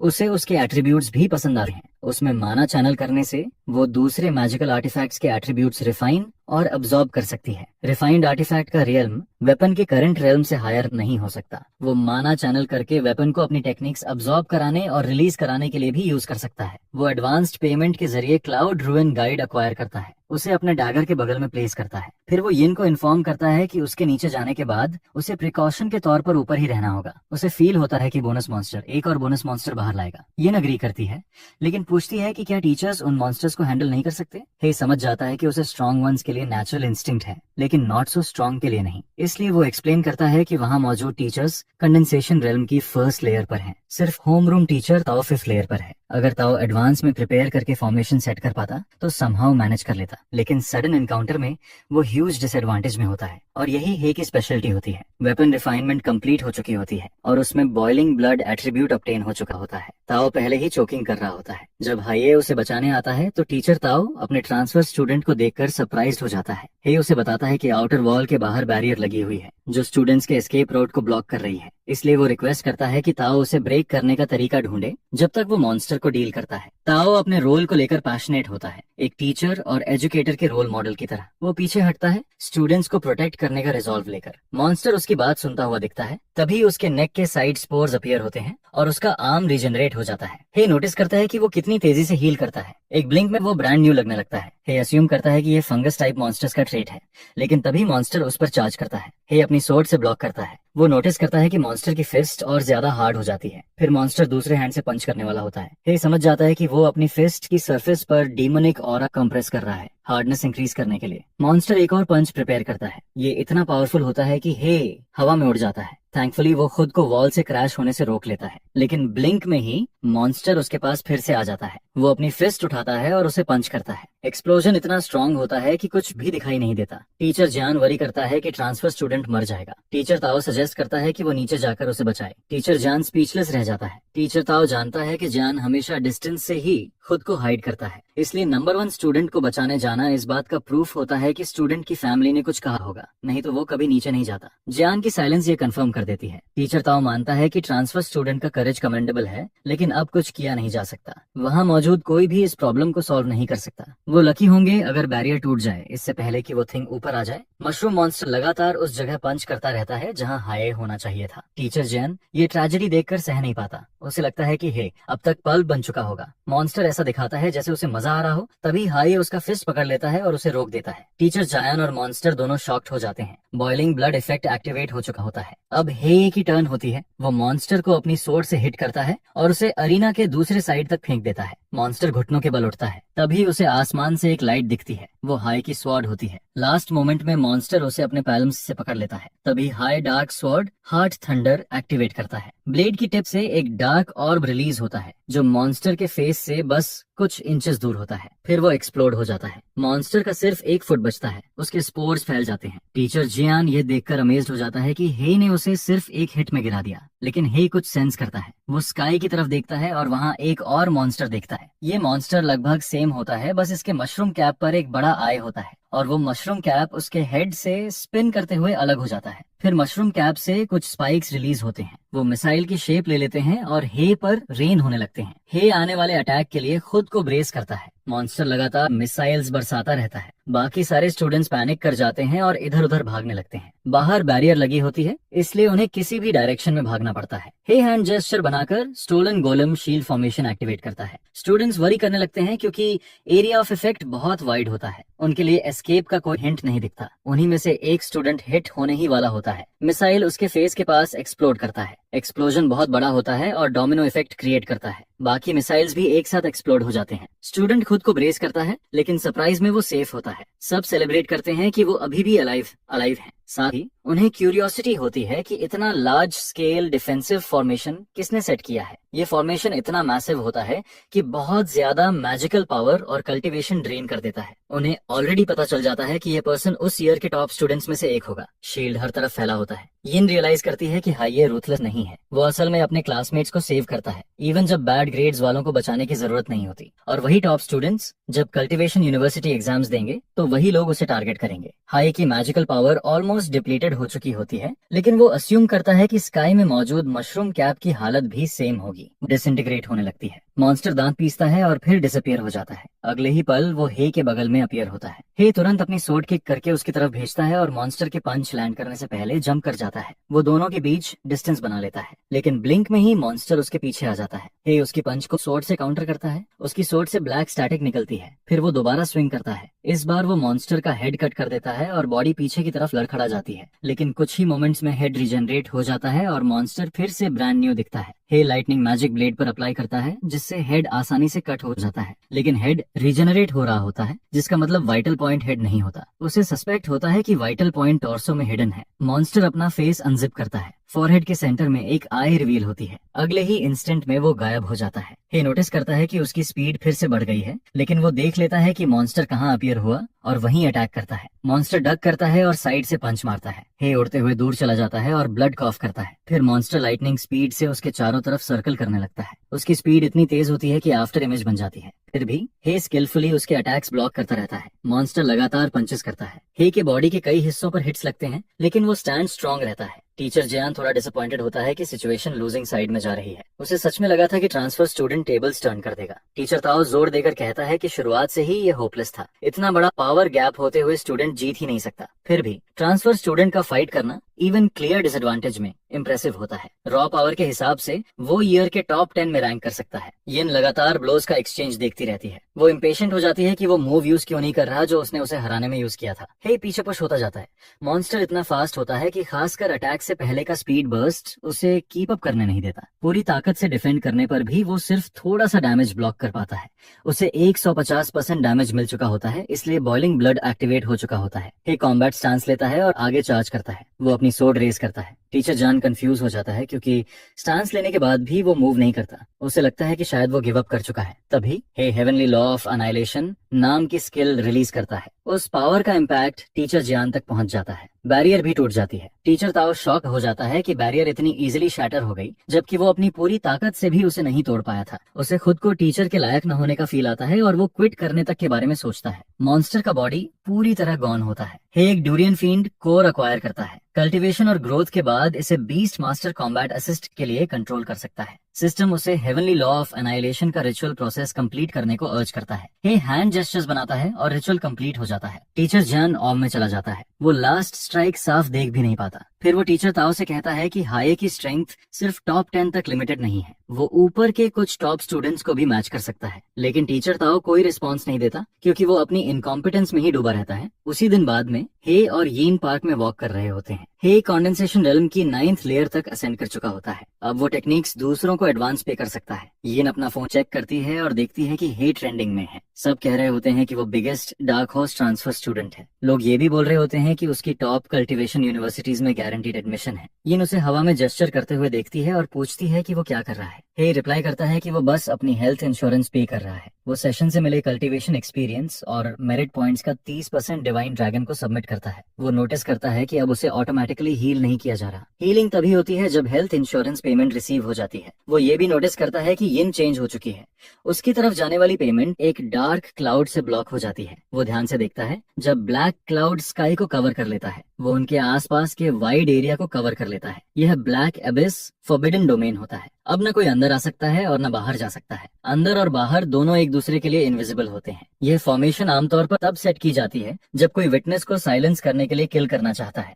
तभी एक कुनाई उनकी तरफ फेंकी जाती है। हे उसे हैंड गोलम से ब्लॉक करता है, लेकिन कुनाई एनक्रिप्टेड होती है और कांटेक्ट होते ही एक्सप्लोड हो जाती है। यिन डिस्टेंस बनाने की कोशिश करती है, लेकिन डार्क लिक्विड के पडल में फंस जाती है। वो उसे एनगल्फ कर लेता है। स्मोक क्लियर होने पर हे टेक्निक देखकर अम्यूज्ड हो जाता है। उन्होंने कुनाई पर small scale explosion formation imprint की होती है और incessant battle mention technique use करके डिसाइपल को अंदर ड्रैग किया होता है। हनाको उस पर चार्ज करती है। वो अपनी सोर्ड स्विंग करती है और हे उसे अपनी सोर्ड से ब्लॉक करता है। वो फिर से स्विंग करती है। सोर्ड उसके हैंड पर हिट करती है, लेकिन हे देखता है कि उसने सोर्ड की बैक साइड यूज की होती है। फिर हे अपनी सोर्ड ड्रॉप कर देता है। हनाको जंप करती है और डिस्टेंस बना लेती है। हे उससे पूछता है कि क्या उसने पूरा मैन्यूवर सिर्फ उसकी वेपन स्नैच करने के लिए किया था। वो रिप्लाई करती है कि उसके फादर ने उसे ऑर्डर दिया है कि उसे किल करे, क्योंकि वो हायर एजुकेशन के रास्ते में कॉम्पिटिटर है। लेकिन उसे ये तरीका पसंद नहीं होता, इसलिए वो उसकी वेपन लेने का प्लान बनाती है और रिपोर्ट करने वाली होती है कि वो मर चुका है। कंडीशन ये होती है कि हे देश छोड़ दे और कॉलेज एंट्रेंस एग्जाम्स के बारे में सोचना छोड़ दे, नहीं तो जब तक वो स्कूल में अपीयर करता रहेगा और टॉप रैंक में रहेगा, यंग सेट के लोग उसे छोड़ेंगे नहीं। उसकी सोर्ड ग्लो करने लगती है। सिस्टम हे को इन्फॉर्म करता है कि वेपन क्लाउड रूइन गाइड के लिए पोस्ट पेमेंट मिशन ट्रिगर हो चुका है। सुप्रीमेसी की बैटल शुरू हो जाती है। दोनों डार्क स्मोक में एनवेलप होने लगते हैं। हनाको पूछती है कि ये क्या हो रहा है। वो जंप करके ब्रांच पर जा बैठती है। उसकी आंखें वाइडन हो जाती हैं। जब वो खुद को अलग जगह पर देखती है तो वो रूफ पर जंप कर जाती है। वो कंफ्यूज हो जाती है कि वो वहाँ कैसे पहुंच गई। हे एक्सप्लेन करता है कि यह रियल्म ऑफ पास्ट रिफ्लेक्शंस है। ये एक सीक्रेट रियल्म होता है जहाँ सिर्फ पास्ट मेमोरीज देखी जा सकती हैं, उनमें इंटरफियर नहीं किया जा सकता। ब्लेड एडवांस्ड पेड होती है और उससे कनेक्ट हो चुकी होती है, इसलिए उसे उठाते ही पोस्ट पेमेंट मिशन ट्रिगर हो गया होता है। पोस्ट पेमेंट मिशन जबरदस्ती उन्हें रियल्म ऑफ पास्ट रिफ्लेक्शंस में पुल कर लेता है। हनाको देखती है कि स्टोलन ब्लेड उसके हाथ से गायब हो चुकी होती है।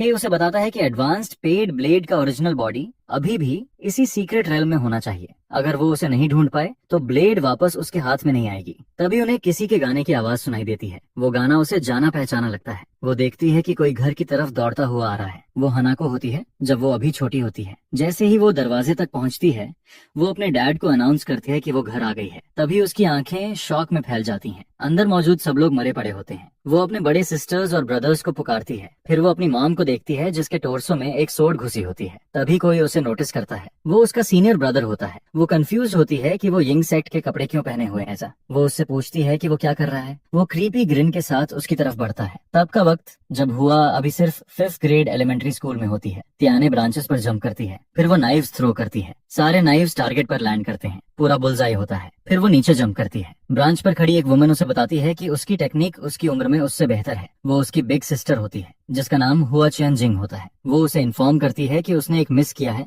जो दूसरी ट्री के पीछे टारगेट था। चेनी वहां नाइफ थ्रो करती है। चियान जिंग यह देखकर सरप्राइज होती है। वो दूसरा नाइफ थ्रो करती है जिससे पहला knife mid air direction change करता है। फिर नाइफ टारगेट को हिट करता है। वो एक और नाइफ रिलीज करती है जो ट्री को हिट करता है। इम्पैक्ट इतना पावरफुल होता है कि उसमें होल बन जाता है। चियानजिंग पास जाकर देखती है। ये अनबिलीवेबल होता है। तियानहुए पीछे से नाइफ को फोर्स करती है। वो जानना चाहती है कि उसने मार्क हिट किया या नहीं। तियानजिंग उसे बताती है कि वो पास हो गई है और देर हो रही है, इसलिए वो वापस जाने का फैसला करती है। तियानहुए अपने डैड को बताती है कि वो घर वापस आ गई है। उसके डैड उसका सिर थपथपाते हैं और पूछते हैं कि प्रैक्टिस कैसी रही। वो बताती है कि उसने सारे टारगेट्स हिट किए, यहाँ तक कि बिग ट्री के पीछे वाला भी। बात करते वक्त कोई लकड़ी काट रहा होता है। वो हुआ क्लैन का हुआ जांग होता है।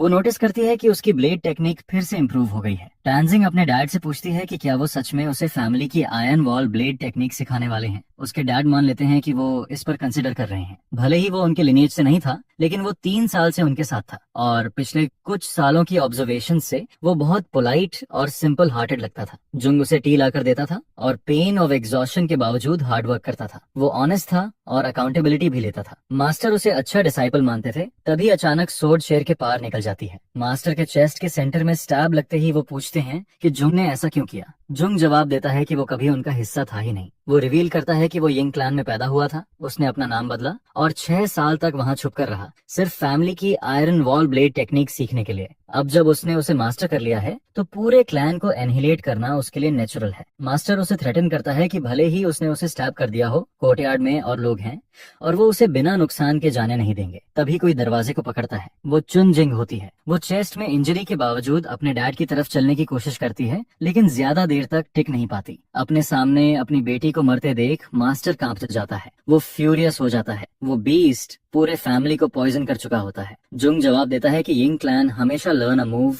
डिस्ट्रॉयर क्लैन के प्रिंसिपल पर चलता है। वो अफसोस जताता है कि उनकी यंगेस्ट डॉटर अभी स्कूल से घर नहीं आई है। वो उसके टैलेंट को लेकर ऑप्टिमिस्टिक होता है। तभी क्यू पर वो अनाउंस करती है कि वो घर आ गई है। मास्टर उससे भीख मांगता है कि उसकी लिटिल डॉटर को छोड़ दे। जुंग उसे बताता है कि वरी न करे, क्योंकि कान होए का स्पिरिचुअल रूट हाई क्वालिटी का है। वो उसकी मेमोरीज इरेज करने और उसे अपनी डॉटर की तरह अडॉप्ट करने का प्लान बनाता है, लेकिन वो मास्टर को ज्यादा इंतजार नहीं करवाएगा। वो कहता है कि जब टाई यूनिवर्सिटी में एंटर करेगी तब वो उसका स्पिरिचुअल रूट सीज करेगा और रियल फादर डॉटर को रीयूनाइट करेगा। जब तक वो अपनी बात खत्म करता है, मास्टर ऑलरेडी मर चुका होता है। एंट्रेंस पर अंजंग चियान हाई को ग्रीट करता है। वो बताता है कि उसे इंतजार करते हुए बोर्डम हो गया था, इसलिए उसने उसका फैमिली मार दिया टाइम पास के लिए। वो अपना बैग गिरा देती है और उसे मारने की कसम खाती है। वो नाइव्स थ्रो करती है, लेकिन वो बस खड़ा रहता है। फिर वो उन नाइव्स को अपनी सोर्ड से ब्लॉक कर देता है। वो पहचान लेता है कि उसने omni directional flying dagger technique use की है। यह ब्लाइंड स्पॉट पर हिट करने में स्पेशलाइज करती है और चियान होए उनके क्लैन में इसमें सबसे बेस्ट होती है। लेकिन उसके लिए जिसने iron wall blade technique master कर ली होती है,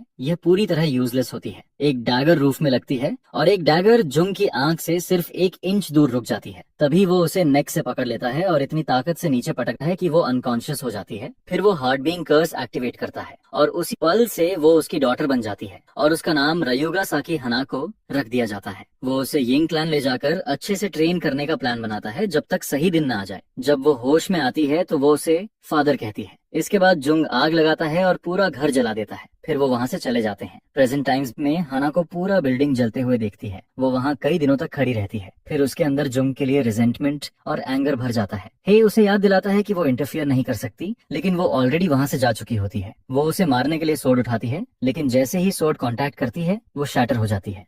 दूर जा रहा जुंग थोड़ा सा सेंस करता है। यंग हना को अपने फादर से पूछती है कि क्या हुआ, लेकिन वो जवाब देता है कि कुछ नहीं हुआ। उसे बस ऐसा लगा कि कोई पास आ रहा है। फिर वो आगे चलते रहते हैं। वापस पहुंचने के बाद वो किसी को ईस्टर्न टंग सिखाने के लिए अरेंज करने वाला होता है। प्रेजेंट हनाको कांपने लगती है। वो जोर जोर से रोती है। उसे उस इंसान से धोखा महसूस होता है जिसे वो फादर कह रही थी। सिस्टम हे को नोटिफाई करता है कि सीन चेंज हो चुका है। रेल्म ऑफ पास्ट रिफ्लेक्शंस अब इंटरैक्टिव टैंजिबल सीन बन चुका होता है। उन्हें की आइटम क्लाउड रूइन गाइड ढूंढने का इंस्ट्रक्शन मिलता है। हे नोटिफिकेशन पर ध्यान देता है। इसके बाद वो बर्न्ट हाउस के अंदर जाते हैं देखने के लिए कि क्या मिल सकता है। हनाको सोचती है कि वो इसे मोमेंटो की तरह वापस ले सकती है। उसकी डिवाइन सेंस कुछ डिटेक्ट करती है, लेकिन वो बहुत डीप बेरीड होता है। हे उसकी मदद करता है उसे डिग आउट करने में। वो गोलम हैंड यूज करता है और आइटम्स रिट्रीव करता है। वो उसकी ब्लेड देखती है, लेकिन हे रिप्लाई करता है कि ये इसलिए नहीं है क्योंकि वो सच में उसकी है। वो उसे ब्लेड दे देता है। वो समझ नहीं पाती कि क्यों। हे एक्सप्लेन करता है कि ये उसके फादर द्वारा छोड़ी गई थी और इसने उसे खुद को दोबारा डिस्कवर करने में गाइड किया है, इसलिए यह हमेशा से उसी की थी। वो उसे उसके फादर द्वारा छोड़ा गया ब्लेड मैनुअल भी देता है। यह ब्लेड मैनुअल खास तौर पर आयरन वॉल ब्लेड टेक्निक को काउंटर करने के लिए डिजाइन होता है। हे उससे पूछता है कि क्या प्रॉब्लम है।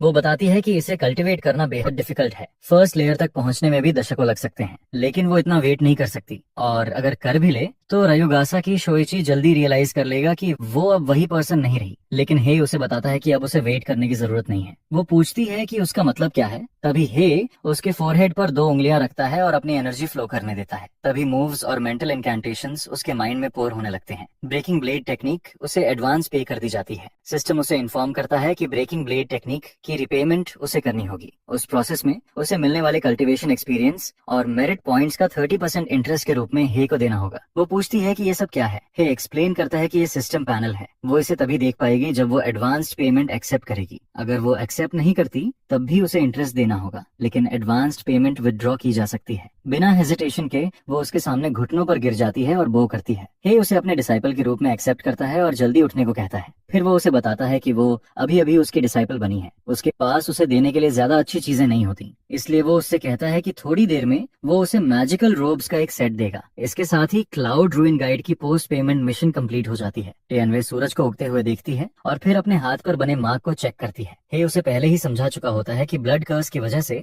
वो मास्टर और डिसाइपल बन चुके हैं, जो एक सिंगल हेल्थ बार से लिंक्ड है। उस मोमेंट के बाद उसे जो भी डैमेज लगेगा वो उसका मास्टर एंड्योर करेगा। वो उसे ये भी याद दिलाता है कि ब्लेड में बॉइलिंग ब्लड इफेक्ट है। जितना ज्यादा डैमेज वो लेगी उतनी ही उसकी अटैक पावर बढ़ती जाएगी। तभी कोई उससे पूछता है कि वो इतनी देर से गायब क्यों थी। काकू उसे बताता है कि उनके फादर उससे बात कर रहे थे। शोइची उन्हें बताता है कि एग्जाम के दौरान भले ही हानाको ने अपनी पर्सनालिटी की फ्लॉ एक्सपोज कर दी हो, लेकिन ये अच्छी बात है कि उसने अपनी गलती समझी, रास्ते में आने वालों को हटाया और उसे एक ट्रेजर्ड ब्लेड भी ला कर दी। शोइची खुश होता है कि उसे नर्चर करने के उसके साल बेकार नहीं गए। हानाको का टोन कॉन्फ्रंटेशनल हो जाता है। वो उससे कहती है कि एक बात है जो उसे समझ नहीं आती और वो उसी के बारे में पूछना चाहती है। काकू उसे ऑनरिफिक्स यूज न करने पर टोकता है। तब वो उनसे पूछती है कि क्या उनके किए गए डीड्स किसी ऑनरेबल टाइटल के लायक भी हैं। शोइची उसे ग्लेयर करता है और पूछता है कि उसका मतलब क्या है। वो उससे पूछता है कि क्या उसे शक है कि उसके सालों के एक्शंस राइचस नहीं थे। वो जवाब देती है कि वो राइचसनेस की बातें करता है, जैसे बेनेवोलेंस, प्रोप्राइटी, विजडम, सिंसेरिटी, लेकिन secretly robbery, looting, murder, arson और पूरे क्लैन को अनाइलेट करने जैसे काम करता है। काकू गुस्से में आ जाता है। वो डिफेंड करता है कि उनके फादर ने जो कुछ भी किया वो सेक्ट के लिए किया। हनाको अपने बालों को बन में बांधते हुए जवाब देती है कि उन्हें स्मॉल एटिकेट तो आती है, लेकिन ग्रेट राइचसनेस नहीं। वो छोटे डिटेल्स में मेटिकुलस हैं, लेकिन उनमें ग्रेट वर्च्यू की कमी है। वो बन को होल्ड करने के लिए moon crescent head piece use करती है। यह एक हाई ग्रेड आइटम होता है जो स्पेल्स एक्टिवेट करते वक्त स्पिरिचुअल एनर्जी कंजम्पशन को रिड्यूस करता है। वो आगे कहती है कि वो माइनर मैटर्स की चिंता करते हैं, लेकिन ऑनर और शेम को इग्नोर करते हैं। वो अथॉरिटी से डरते हैं, लेकिन काइंडनेस को चेरिश नहीं करते। फिर वो अपनी आउटर क्लोथिंग हटाती है और horse face magical skirt reveal करती है। यह स्पिरिचुअल एनर्जी से एक्टिवेटेड मूव्स की पावर को 30% बढ़ा देती है। साथ ही यह आउटफिट स्पिरिचुअल एनर्जी अब्सॉर्ब करके खुद को ऑटोमेटिकली रिपेयर भी करता है। शोइची उसके हाथ में कंडेंस्ड एनर्जी नोटिस करता है। वो तुरंत कुछ सोर्ड्स निकालता है और एक ग्रैब करता है। तियानहाई कहती है कि वीक लोग सबसर्विएंट बन जाते हैं और स्ट्रॉन्ग लोग बैंडेड बन चुके हैं। काकू अब और सह नहीं पाता और उस पर अटैक कर देता है, लेकिन उसका अटैक लैंड होने से पहले ही वो उसके फेस पर किक मारती है और उसे बाहर फेंक देती है। शोइची रियलाइज करता है कि उसने कुछ समझ लिया है। वो भी अब प्रिटेंड करना छोड़ देता है। वो अपने क्लैन को गैदर होने का ऑर्डर देता है। सब जितनी जल्दी हो सके वहां पहुंचते हैं और उसका सामना करते हैं। वो उन्हें उसे कैप्चर करने का आदेश देता है। सब एक साथ उस पर अटैक करते हैं। एक बॉल्ड आदमी सोर्ड से चियान हुई पर अटैक करता है। वो अपनी सोर्ड की शीथ से उसे ब्लॉक करती है और फिर उसके सिर पर किक मारती है।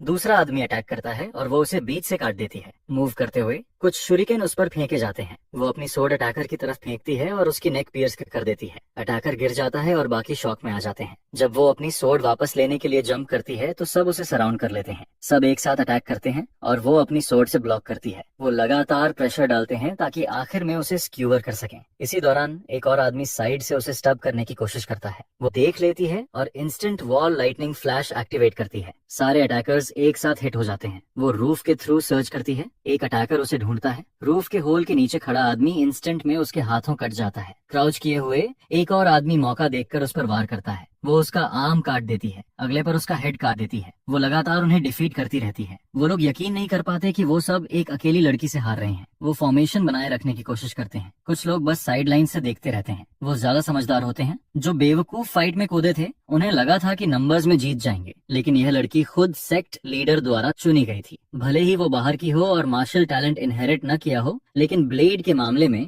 उसकी स्किल सेक्ट में अनमैच्ड होती है। ओकावा मेना, यिंग सेक्ट के 3 सोर्ड मास्टर्स में से एक, समझ जाता है कि चियान हुए तब तक नहीं रुकेगी जब तक 3 सोर्ड मास्टर्स में से कोई खुद स्टेप इन न करे। नगोनो नकायुसु, जो उन्हीं 3 में से एक होता है, उससे एग्री करता है और पूछता है कि वो फाइट में क्यों नहीं कूद रहा और सिर्फ देख क्यों रहा है। मेना बेवकूफ नहीं होता, बाकी 2 भी देख रहे होते हैं, इसलिए वो कैनन फॉडर बनने नहीं जाता। उसकी क्विक ड्रॉ टेक्निक एक परफेक्ट मोमेंट पर डिपेंड करती है, इसलिए वो ओपनिंग का वेट करता है। कुछ समय बाद लाशें चारों तरफ बिखरी होती हैं। चियान हुई पूरी तरह एग्जॉस्टेड हो चुकी होती है।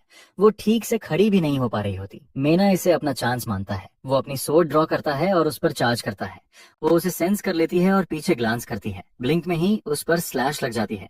उसके बॉडी से ब्लड निकलता है। अटैकर के चेहरे पर वाइट ग्रिन होती है। फिर उसे जोर से पीछे धकेल दिया जाता है। येन कुछ सेंस करती है। वो फील कर लेती है कि चियान हुई की ऑरा कमजोर हो रही है। वो हे से पूछती है कि क्या वो स्टेप इन करने वाला नहीं है। हे को उम्मीद नहीं थी कि वो उसकी सेफ्टी के लिए कंसर्न्ड होगी। उसे लगा था कि वो उससे नाराज होगी। आखिर उसने उसे उस फॉर्मेशन में कुछ देर के लिए ट्रैप कर दिया था, लेकिन उसके लिए यह कुछ नहीं था, क्योंकि वो आसानी से बाहर निकल आई थी। जब वो बाहर आई तो वो लोग गायब थे। एक पल के लिए उसे लगा कि हे एनिमी के साथ भाग गया है। हे बताता है कि वो एक्चुअली मदद करने वाला था।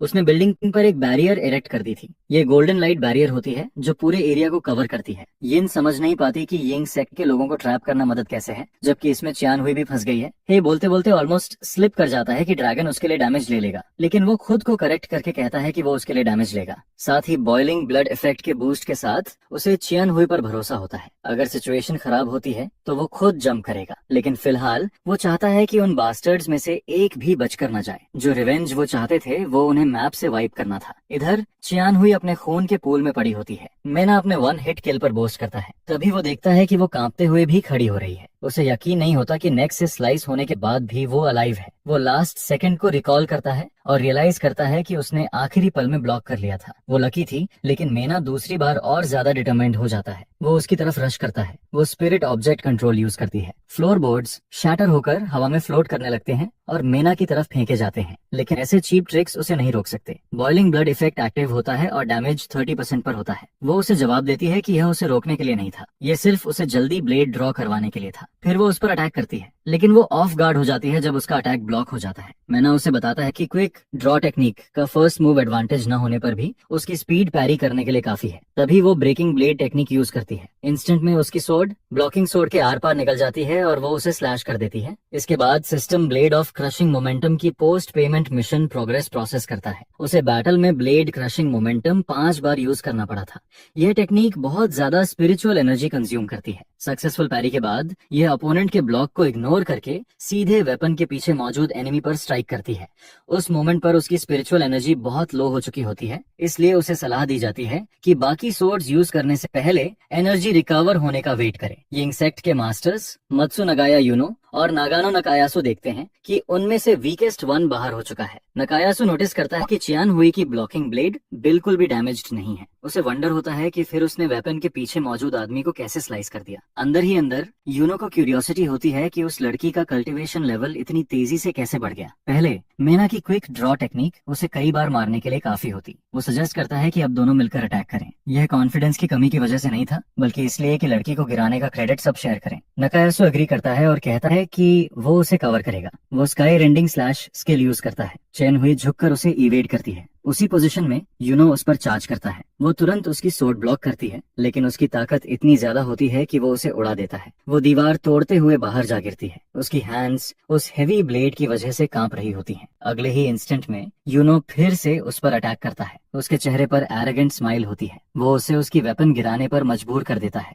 वो तुरंत स्पिरिट ऑब्जेक्ट कंट्रोल यूज करके अपनी वेपन पकड़ने की कोशिश करती है, लेकिन वेपन उसके हाथ में आने से पहले ही वो फिर से अटैक करता है। स्पिरिट ऑब्जेक्ट कंट्रोल वाली उसकी हैंड ब्लेड को ब्लॉक करती है, लेकिन प्रेशर उसे ओवरवेल्म कर रहा होता है। तभी अचानक उसे साइड से हिट लगता है। उसे इसकी उम्मीद नहीं होती। यूनो कमेंट करता है कि नकायासु कितना रूथलेस है जो लड़की को 2 हिस्सों में काट रहा है। नकायासु उसे कहता है कि इसे खत्म कर दे। हेड कट किए बिना कुछ श्योर नहीं होता। चियान हुई खून में लथपथ जमीन पर पड़ी होती है। यूनो उसका सिर काटने की कोशिश करता है, लेकिन वो डम फाउंडेड रह जाता है। उसे समझ नहीं आता कि वो फिर से खड़ी कैसे हो गई, और वो यह भी देखता है कि उसके कपड़े तक हील हो रहे हैं। उसे यकीन नहीं होता कि कमर से लगभग 2 टुकड़ों में कट जाने वाली फेटल वुंड एक ब्लिंक में हील हो गई। वो सोचता है कि क्या कंडेंसेशन रेल्म में कोई ऐसी हीलिंग आर्ट मास्टर कर सकता है। वो फिर से स्पिरिट ऑब्जेक्ट कंट्रोल यूज करके अपनी सोर्ड वापस लेती है। इस समय बॉइलिंग ब्लड डैमेज 80% पर होता है। वो उसकी तरफ बढ़ती है और यूनो नोटिस करता है कि वो बिना मतलब एक कदम पीछे हट जाता है। फिर वो उस पर अटैक करता है। उसे फर्क नहीं पड़ता कि उसकी हीलिंग टेक्निक कितनी इंप्रेसिव है,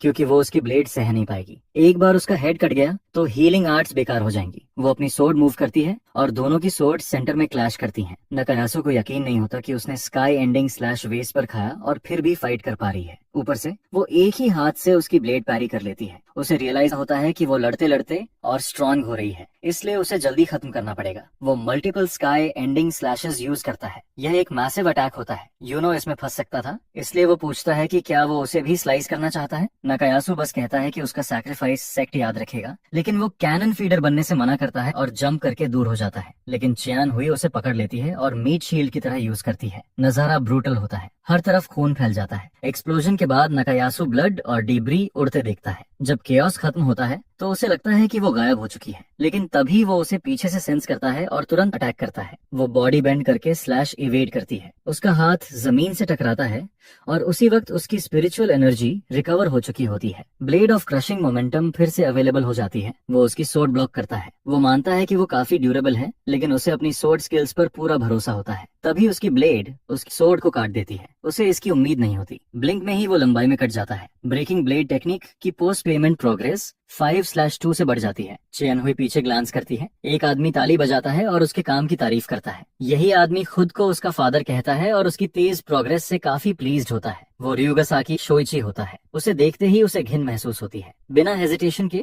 वो उस पर अटैक करती है और कहती है कि वो उसे सिक कर देता है। वो उसकी सोर्ड ब्लॉक करता है और फिर उस पर ब्लेड फेंकता है, जिसे वो बहुत नीचे झुककर इवेड करती है। इसके बाद वो हवा में कई ब्लेड्स प्रिपेयर करता है। उसे अपने डिसीजन पर गर्व होता है कि उसने उसके क्लैन की आयरन वॉल ब्लेड टेक्निक सीखकर पूरे क्लैन को वाइप कर दिया। अब दुनिया में वही अकेला है जिसके पास ये टेक्निक है। वो कमेंट करती है कि उसकी वाइड ग्रिन ऐसा लग रहा है जैसे उसका चेहरा 2 हिस्सों में फट जाएगा, लेकिन उसे फर्क नहीं पड़ता। गुस्से से भरे चेहरे के साथ वो उसे वार्न करती है कि उस डिस्गस्टिंग स्माइल को संभाल कर रखे, क्योंकि वो उसी स्माइल के अलॉन्ग उसका सिर काटेगी और वो कट खराब नहीं करना चाहती। वो तेजी से मूव करती है। वो कई ब्लेड्स को एक साथ मूव करके उसका अटैक ब्लॉक करता है। वो लगातार अटैक करती रहती है, लेकिन मूविंग ब्लेड्स एक शील्ड बना लेते हैं और उसे प्रोटेक्ट करते हैं। ब्लेड्स तेजी से सर्कुलर मोशन में घूमती हैं और वो उसे हर जगह काटती हैं। ऑटोमेटिक डिफेंसिव फॉर्मेशन उसकी स्पिरिचुअल एनर्जी बहुत कम कंज्यूम करता है। उसे भरोसा होता है कि वो चाहे जितना ट्राई करे उसे स्क्रैच तक नहीं कर पाएगी। वो उसे वार्न करता है कि जितना ज्यादा वो अटैक करेगी उतना ही वो खुद हर्ट होगी। वो देखना चाहता है कि वो कब तक टिकेगी। वो ब्रेकिंग ब्लेड टेक्निक यूज करके उसकी ब्लेड्स स्लैश कर देती है। इसी वजह से वो उसके करीब पहुंच जाती है। वो उसकी सोर्ड को उसी की सोर्ड से ब्लॉक करता है। ब्रेकिंग ब्लेड टेक्निक की पोस्ट पेमेंट प्रोग्रेस 5/3 हो जाती है। जैसा उसने सोचा था, उसकी मूव सिर्फ एक बार ही उसकी गार्ड पियर्स कर पाती है। वो उसे काफी देर से ऑब्जर्व कर रहा होता है, इसलिए उसे लगता है कि वो उसे पूरी तरह समझ चुका है। वो फिर से कई ब्लेड्स रिलीज करता है और सीधे उसे हिट करता है। वो अपने खून के पूल में गिर जाती है। ऐसा लगता है जैसे वो अनकॉन्शियस हो गई हो। कोई उसे टी कप के जरिए ऑब्जर्व कर रहा होता है। कैट डिवाइन ड्रैगन को इन्फॉर्म करता है कि उस पर लगा नया लाइफ लीच मरने वाला है। फिर वो उसका चेहरा देखता है। वो बुरी तरह ब्लीड कर रही होती है। वो उससे कहती है कि इतनी बड़ी बात न बनाए, ये तो बस थोड़ा सा खून है। कैट शॉक हो जाता है क्योंकि उसके बॉडी के कई हिस्सों से खून बह रहा होता है। वो पूछता है कि क्या इसे सच में थोड़ा सा कहा जा सकता है। उसे समझ आ जाता है कि वो उस लड़की को यूज कर रही है, लेकिन जिस तरह से वो सारा डैमेज अपने ऊपर ले रही है वो बहुत ज्यादा है। इसलिए उसे पता चलता है कि वो कुछ बड़ा कुक कर रही है। वो जवाब देती है कि यह ट्रेड सीक्रेट है। फिर वापस फाइट में शोइची शॉक हो जाता है क्योंकि चियान हुई फिर से खड़ी होती है। वो उसकी रिएक्शन देखकर उसे याद दिलाती है कि उस वाइट स्माइल को संभाल कर रखे। अब वो उसे पीसेस में काटने के लिए और ज्यादा डिटरमाइंड हो जाता है। सिस्टम नोटिफाई करता है कि बॉइलिंग ब्लड इफेक्ट एक्टिव है। डैमेज 170% पर पहुंच चुका होता है। उसकी सोर्ड पर कॉन्सेंट्रेटेड पावर जमा होती है और वो एक साथ चार्ज करती है। वो उसकी ब्लेड्स बाईपास कर जाती है, लेकिन वो फिर भी टाइम पर मूव करके उसकी स्वॉर्ड ब्लॉक करता है और काउंटर अटैक करता है। वो अपनी सोर्ड स्विंग करती है और सीधे उसके मुंह पर हिट करती है। जैसा उसने पहले कहा था, वो उसे ठीक उसके माउथ से काट देती है। वो breaking blade technique duet use करती है और उसके हेड का आधा हिस्सा उड़ जाता है, जबकि उसके बॉडी से खून फूट पड़ता है। ब्रेकिंग ब्लेड टेक्निक की पोस्ट पेमेंट मिशन कंप्लीट हो जाती है। अब ये 5/5 पर पहुंच चुकी होती है। वो उसका बॉडी गिरते हुए देखती है। एक आदमी पिलर के पीछे छिपकर ये सब देख रहा होता है। वो रायोगासाकी काकू का बेटा होता है। उसे लगता था कि उसके फादर की iron wall blade technique absolute defence है, फिर भी वो हार गया। वो ज्यादा नहीं सोचता और भाग जाता है। वो खुद को अब सेक्ट लीडर मानता है, इसलिए वो वहां से निकलने, मेन इंक सेक्ट से हेल्प लेने और फिर वापस आकर उसे बुचर करने का प्लान बनाता है। उसे फर्क नहीं पड़ता कि उसका नाम हनाको है, चेने है या कुछ भी और। वो इस कहावत को फॉलो करता है कि जो आज पीछे हटता है वो कल फिर लड़ सकता है। लेकिन अनएक्सपेक्टेडली उसका पैर एक मैजिक सर्कल पर पड़ जाता है। यह एक अनाइलेशन ट्रैप होता है। एक फायर टॉर्नेडो उसे पूरी तरह इंगल्फ कर लेता है। शेन पूरा बिल्डिंग जलते हुए देखती है।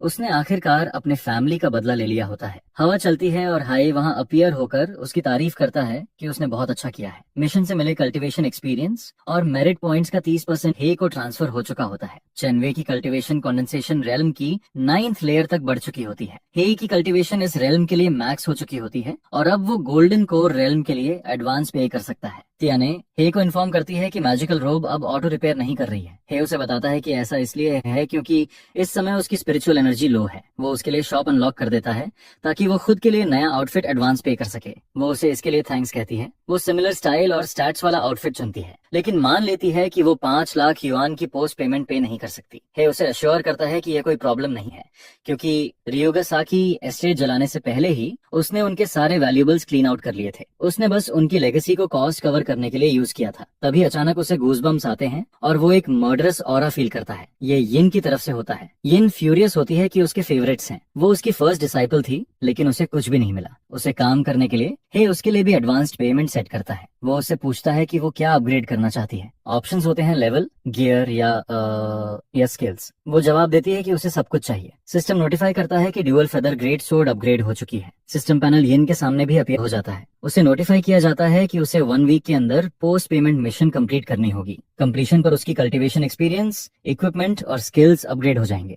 मिशन स्टार्ट करने के लिए उसे बटन क्लिक करना होता है ताकि वो कॉरेस्पॉन्डिंग सीक्रेट रेल्म में टेलीपोर्ट हो सके। हे को यकीन नहीं होता कि सेकंड मॉक एग्जाम होते हुए भी वो तुरंत जा रही है, लेकिन यिन को स्टूपिड टेस्ट का कोई मतलब नहीं लगता। उसके लिए सिर्फ अंत में असेंड करना मैटर करता है। बीच में क्या होता है इससे उसे फर्क नहीं पड़ता और फिर वो डिसअपियर हो जाती है। चियान होई उसकी बैडएस एटीट्यूड देखकर अमेज्ड हो जाता है। वो उसे जाने देता है क्योंकि अब वो डाइन करने वाले होते हैं। उन्हें स्कूल से नोटिफिकेशन मिलता है कि सेकंड मॉक एग्जाम के एडमिशन टिकट्स लेने हैं। टीचर उनसे पूछती है कि वो अभी क्यों आए हैं जब बाकी स्टूडेंट्स 1 हफ्ते पहले ही ले चुके हैं। हे जवाब देता है कि क्रैम स्कूल की वजह से उनका दिमाग फ्राई हो गया था, इसलिए वो पूरी तरह भूल गए। वो पूछता है कि एग्जाम हॉल कहाँ है। टीचर बताती है कि टिकट पर एक स्पेशल मैजिक सील होता है, बस उसमें स्पिरिचुअल पावर चैनल करनी होती है और वो सीधे एग्जाम साइट पर टेलीपोर्ट कर देता है। हे ये सुनकर अमेज्ड हो जाता है कि ये कितना हाईटेक है। टीचर चिंगयन बताती है कि उसने लास्ट मॉक एग्जाम में अपना नाम बना लिया है। उसने सारे टॉप स्टूडेंट्स को कंप्लीटली ओवरशैडो कर दिया था। उसकी रैंकिंग पूरे स्कूल में सीधे फर्स्ट पर चली गई थी। है कहता है कि वो बस लकी था। टीचर उसे इन्फॉर्म करती है कि यह एग्जाम 10 स्कूल्स के बीच होगा, कंपटीशन फेयरस होगी और उसे कुछ रॉटलेस लोग मिलेंगे जो जीतने के लिए कुछ भी कर सकते हैं, इसलिए उसे केयरफुल रहना होगा। अगले दिन केन हे उससे पूछता है कि क्या वो सेम एग्जाम साइट पर होंगे। हे को कोई आइडिया नहीं होता क्योंकि साइट्स रैंडमली असाइन होती हैं। वो उसे सेफ रहने की विश करता है और कहता है कि फिनिश लाइन पर मिलेंगे। इसके बाद वो चला जाता है। मैजिक कार्ड ग्लो करती है। अगले ही पल हे खुद को एक फॉरेस्ट में पाता है। वो वंडर करता है कि क्या यही सीक्रेट रेल्म है, जायंट वुड फॉरेस्ट। उसने इसके बारे में एग्जाम सिलेबस में पढ़ा था, लेकिन सामने देखकर ट्रीज उसकी इमेजिनेशन से भी कहीं ज्यादा बड़े होते हैं। एक ड्रोन उसके पास उड़कर आता है और एग्जाम स्टार्ट होने की नोटिफिकेशन देता है। फॉरेस्ट के किसी हिस्से में एक स्टूडेंट पर शैडो पड़ती है। यह 5th layer spirit guiding realm का हंगर बियर फाइंड होता है। बियर उस पर अटैक करता है और वो पंच से जवाब देता है। बेयर ब्लास्ट होकर दूर जा गिरता है। इसी दौरान किसी और जगह पर एक और बेयर किसी का पंचिंग बैग बना होता है। यह स्टूडेंट चिबिन नंबर 6 मिडिल स्कूल का 3rd रैंक लाई जुनहाओ होता है। ब्लॉन्ड चीयरलीडर्स उसे चीयर कर रही होती हैं। वो बोस्ट करता है कि ये मॉन्स्टर्स तो बस उसका वार्म अप है। वो सोचता है कि फर्स्ट मॉक एग्जाम में वो सिर्फ केयरलेस होने की वजह से हे ये से हारा था, लेकिन वो कॉन्फिडेंट होता है कि वो उससे कमजोर नहीं है। तभी उसे एक प्रेजेंस फील होती है। ये कॉन्डेंसेशन रेलम की 6th लेयर का ग्लासेस बेयर फील्ड होता है। उसकी फेरोशियस आईज और बॉडी पर बने स्कार्स देखकर साफ लगता है कि वो फूड चेन के टॉप तक क्लॉ करके पहुंचा है। उसका ऑरा मशरूम फील्ड जितना इंटेंस होता है। ब्लॉन्ड्स एक बोल्डर के पीछे छिप जाते हैं। वो इम्प्रेस्ड होते हैं कि वो इतने स्ट्रॉन्ग फील्ड का सामना कर रहा है, लेकिन उन्हें पता नहीं होता कि उसके पैर कांप रहे होते हैं। वो सच में अपने पैरों को हिला नहीं पा रहा होता। उसे रियलाइज होता है कि पिछले एग्जाम से मिला PTSD काफी सीरियस है। तभी बेयर कुछ सेंस करता है और भागने लगता है। जुनहो वंडर करता है कि क्यों। तभी वो देखता है कि हमारा मेन कैरेक्टर उसके पास से गुजरता है। उसकी स्पीड से उठी हवा जुनहो का बैलेंस बिगाड़ देती है। उसे यकीन नहीं होता कि उसने अभी उसे देखा है। हे उस क्यूट से लिटिल बेयर के पीछे भागने में थ्रिल्ड होता है। ऐसा लगता है जैसे वो डेडली बेयर्स का हंट एंजॉय कर रहा हो। फॉरेस्ट में एक ट्री होता है जिसमें होल होता है और उसके आसपास ब्लड स्टेन्स होते हैं। कुछ डेबरी पर भी खून लगा होता है। साफ पता चलता है कि वहाँ फाइट हुई थी। जुनहो बुशेस के पास कुछ नोटिस करता है। जो वो देखता है उससे उसका चेहरा पीला पड़ जाता है। उस बुश के पीछे कई फीन्स की कॉर्प्सेस पड़ी होती हैं, लगभग 1 दर्जन एलीट फीन्स जो कॉन्डेंसेशन रेलम की 5th और 6th लेयर्स पर होते हैं। हे ने उन्हें ऐसे वाइप किया होता है जैसे वो कुछ भी नहीं हो। तब जुनहो रियलाइज करता है कि वो कितना नाइव था ये सोचकर कि वो उससे कम्पीट कर सकता है। माना प्रोजेक्शन के जरिए स्कोर बोर्ड डिस्प्ले होता है। सब्जेक्ट 2 स्टार्ट होने वाला होता है, इसलिए एग्जामिनीज को प्रिपेयर रहने को कहा जाता है। इस समय 100 में से 72 एग्जामिनीज बचे होते हैं। करंट रैंकिंग्स में नंबर 1 मिडिल स्कूल का जुंगजीशी 200 पॉइंट्स के साथ फर्स्ट होता है। उसके बाद नंबर 6 मिडिल स्कूल का हिन भी 200 पॉइंट्स पर होता है। थर्ड प्लेस पर नंबर 8 मिडिल स्कूल का यूपिंग 198 पॉइंट्स के साथ होता है। नंबर 6 मिडिल स्कूल का हुआ चैंकियन 186 पॉइंट्स पर होता है और 5th प्लेस पर नंबर 7 मिडिल स्कूल का मोडिन 180 पॉइंट्स के साथ होता है। नंबर 8 मिडिल स्कूल का यूपिंग ये देखकर यकीन नहीं कर पाता कि कुछ लोग फ्रीबी मॉन्स्टर को भी सुसाइड मिशन बना देते हैं। सिर्फ हर स्कूल के टॉप 10 स्टूडेंट्स को एग्जाम देने की अनुमति होती है। उसे लगता है कि वो अपने रैंक के लिए डिस्ग्रेस है। वो एक ब्यूटीफुल लेडी से पूछता है कि क्या वो एग्री करती है। वो उसे इग्नोर करती है और ट्री पर जंप कर जाती है। यूपिंग ग्राउंड शेकिंग टेक्निक यूज करता है और उसके पीछे भागता है। उसने सब्जेक्ट 1 में उसे ऑब्जर्व किया था और समझ गया था कि उसमें बहुत पोटेंशियल है। वो उससे पूछता है कि क्या उसने उसके फैमिली सेक्ट ज्वाइन करने के बारे में सोचा है। उसके टैलेंट के साथ वो क्वालिफाई होते ही उसे अपना डिसाइपल बनाना चाहता है, लेकिन वही गाय पहले उसके किल्स स्टील कर रहा था और अब उसका पीछा भी कर रहा होता है। उसे उस पर इरिटेशन होने लगती है। इसी बीच सब्जेक्ट 2 बिगिन हो जाता है। पूरे फील्ड में armour piercing bear claws hidden होते हैं। टास्क होता है कि 10 क्लॉज कलेक्ट करके आर्मर पियर्सिंग स्पीयर सिंथेसाइज करें, जिससे बॉस फील्ड को डिफीट करने के चांसेस काफी बढ़ जाएंगे। ट्री के ऊपर खड़ा एक गाय कमेंट करता है कि उन्होंने चीजों को अननेसेसरीली कॉम्प्लिकेटेड बना दिया है, जबकि बॉस फील्ड तो माउंटेन पीक पर ही है। वो wind control wind stepping technique use करता है। ये मॉडर्न होता है। नंबर 7 मिडिल स्कूल का नंबर 1 स्टूडेंट। वो मो फैमिली का once in a generation genius होता है। वो गोल्डन कोर रेल्म में पहुंचे बिना ही हवा पर सवारी कर सकता है। वो सोचता है कि उसे किसी आर्मर पियर्सिंग स्पीयर की जरूरत ही नहीं पड़ेगी।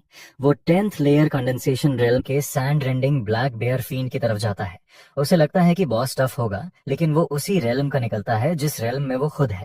वो विंड कंट्रोल यूज करता है, स्टोन शैटरिंग एस्ट्रल विंड, और मॉन्स्टर को एक टॉर्नेडो में इनगल्फ कर देता है। टॉर्नेडो चलता ही रहता है और इतना स्ट्रांग हो जाता है कि पहाड़ की चोटी तक कट जाती है। यूपिंग को यकीन नहीं होता कि मॉडर्न ने यह कर दिखाया है। मॉडर्न कॉन्फिडेंट होता है कि सब्जेक्ट 2 के पॉइंट्स अब उसी के होंगे।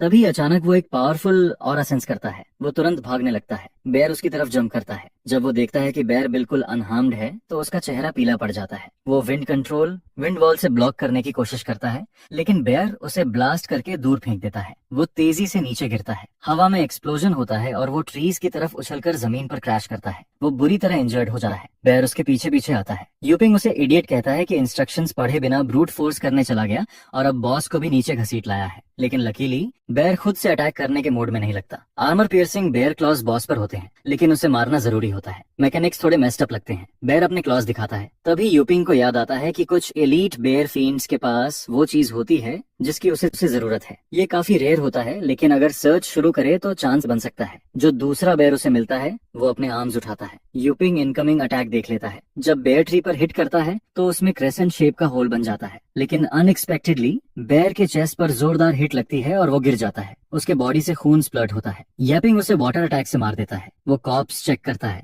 क्योंकि हर एलीट बेयर फील्ड के पास आर्मर पियर्सिंग बेयर क्लॉ नहीं होता। ये चीजें बहुत रेयर होती हैं। उसे रियलाइज होता है कि ये आसान नहीं है। उसने 1 दर्जन एलीट्स मारे होते हैं और अब जाकर एक मिला है। तभी वो किसी को ट्री से जंप करते हुए देखता है। उसे उसके साइड से क्लॉज निकले हुए दिखते हैं। उसकी सरप्राइजेस में वही ब्यूटीफुल लेडी जिसे वो पहले चेस कर रहा था, उसके पास पहले से 3 क्लॉज होते हैं। वो खुद को मोटिवेट करता है कि पीछे नहीं रहना है। वो वाटर गन बैरेज अनलीश करता है। इसी बीच फॉरेस्ट के एक हिस्से में हे क्लिफ पर खड़ा होता है। तभी वो किसी को नोटिस करता है। वो चेन हे होती है जो उसे रिपोर्ट करती है कि उसने already 6 armour piercing bear claws collect कर लिए हैं, इसलिए अगर उसके पास कम हो तो वो उससे ले सकता है। हे थॉट अप्रिशिएट करता है लेकिन कहता है कि जरूरत नहीं है। वो एडवांस पे एक्टिवेट करता है आर्मर पियर्सिंग स्पीयर। चेन ऑ में उसे देखती है। एक पोल आर्म ट्रेमेंडस ऑरा के साथ उसके हाथ में मटेरियलाइज होता है। दूसरी तरफ 3 वाटर जेट्स एक साथ फायर होते हैं और बेयर के हेड, चेस्ट और गट पर हिट करते हैं। बेयर गिरता है और यूपिंग क्लॉज कलेक्ट करता है। उसे खुशी होती है कि उसका 9th क्लॉ मिल गया है। अब उसे बस एक और चाहिए होता है। वो स्कोर बोर्ड चेक करता है जिसमें करंट कलेक्शन प्रोग्रेस दिखता है। वोंग पिंग फर्स्ट होता है, उसके बाद जंगजीशी, फिर हायन हुई और हाइशिन अच्छी पोजीशन में नहीं होते। यूपिंग रियलाइज करता है कि हे जो supposedly extra hard bonus monster को ब्रूट फोर्स कर रहा था अब टोटली वॉश्ड अप लग रहा है और रूमर्स बस हाइप थे। वो डिसाइड करता है कि इस बार एग्जाम क्लियर करके ही रहेगा। तबीयत अचानक अलर्ट आता है कि हे ने आर्मर पियर्सिंग स्पीयर सिंथेसाइज कर लिया है। यूपिंग शॉक्ड हो जाता है। वहीं कैन हुई भी सरप्राइज्ड होती है कि इसके लिए भी एडवांस पे पॉसिबल है। वो अपने मास्टर से और इम्प्रेस्ड हो जाती है। हे मो फैमिली के विंड मैजिक वाले गाय को देखकर सोचता है कि वो हैंडी रहेगा।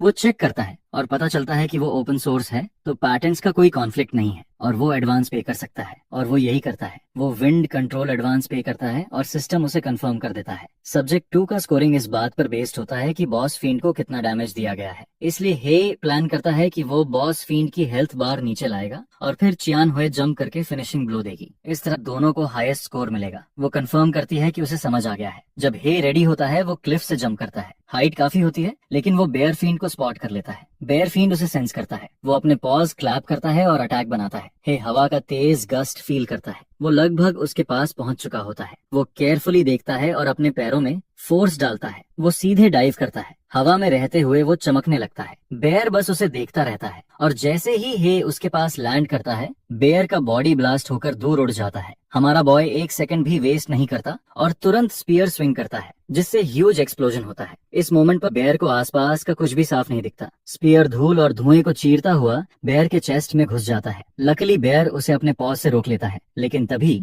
हे dark net lightning art use करता है। वो पोल आर्म के जरिए एनर्जी को दूसरे सिरे तक भेजता है और बेयर को इलेक्ट्रोक्यूट कर देता है। बेयर फील्ड शॉक में चला जाता है लेकिन यह यहीं खत्म नहीं होता। हे विंड कंट्रोल यूज करता है wind trading stride. Spear bear में फंसा रहता है और वो उसे बहुत तेज स्पीड से पीछे की तरफ पुश करता है। ये एक डिस्ट्रक्टिव मूव होता है। यूपिंग दूर से ये सब देखता है और गुस्से में आ जाता है कि उसका किल स्टील हो रहा है। इधर मॉर्डन अभी भी अनकॉन्शियस पड़ा होता है। कुछ देर बाद वो होश में आता है। उसे उम्मीद नहीं थी कि वो नॉकआउट हो जाएगा। वो अपने सराउंडिंग्स देखकर शॉक्ड हो जाता है। चारों तरफ केओस होता है। बेयर अब किसी ऐसे इंसान से कॉर्नर हो चुका होता है जिससे वो अभी अभी मिला है। हे लगातार बेयर को डैमेज देता रहता है। वो स्पीयर को बार बार स्विंग करता है। वो इतना स्ट्रांग और फास्ट होता है कि ऐसा लगता है जैसे उसके चारों तरफ टॉर्नेडो बन गया हो। वो लगातार बेयर फील्ड को कट करता रहता है। हे पूरी तरह फोकस से रहता है। अटैक्स इतने पावरफुल होते हैं कि बेयर के पीछे खड़े ट्री के ट्रंक में भी होल बन जाता है। वो ट्री गिर जाता है और हे के अटैक्स भी खत्म हो जाते हैं। बेयर अभी भी एक पीस में रहता है क्योंकि वो खुद को श्रिंक कर लेता है ताकि सरवाइव कर सके। यूपिंग समझ जाता है कि वो ब्लॉक या डॉज नहीं कर सकता, इसलिए उसने खुद को छोटा कर लिया है ताकि ज्यादा मोबाइल हो सके। वो देखना चाहता है कि हे अब कैसे डील करेगा। अगर वो फेल हुआ तो वो खुद जंप करके प्राइज लेने वाला है। हे को बेयर के छोटे साइज के बावजूद हिट करने में कोई प्रॉब्लम नहीं होती। जब बेयर स्पीयर ब्लॉक करने की कोशिश करता है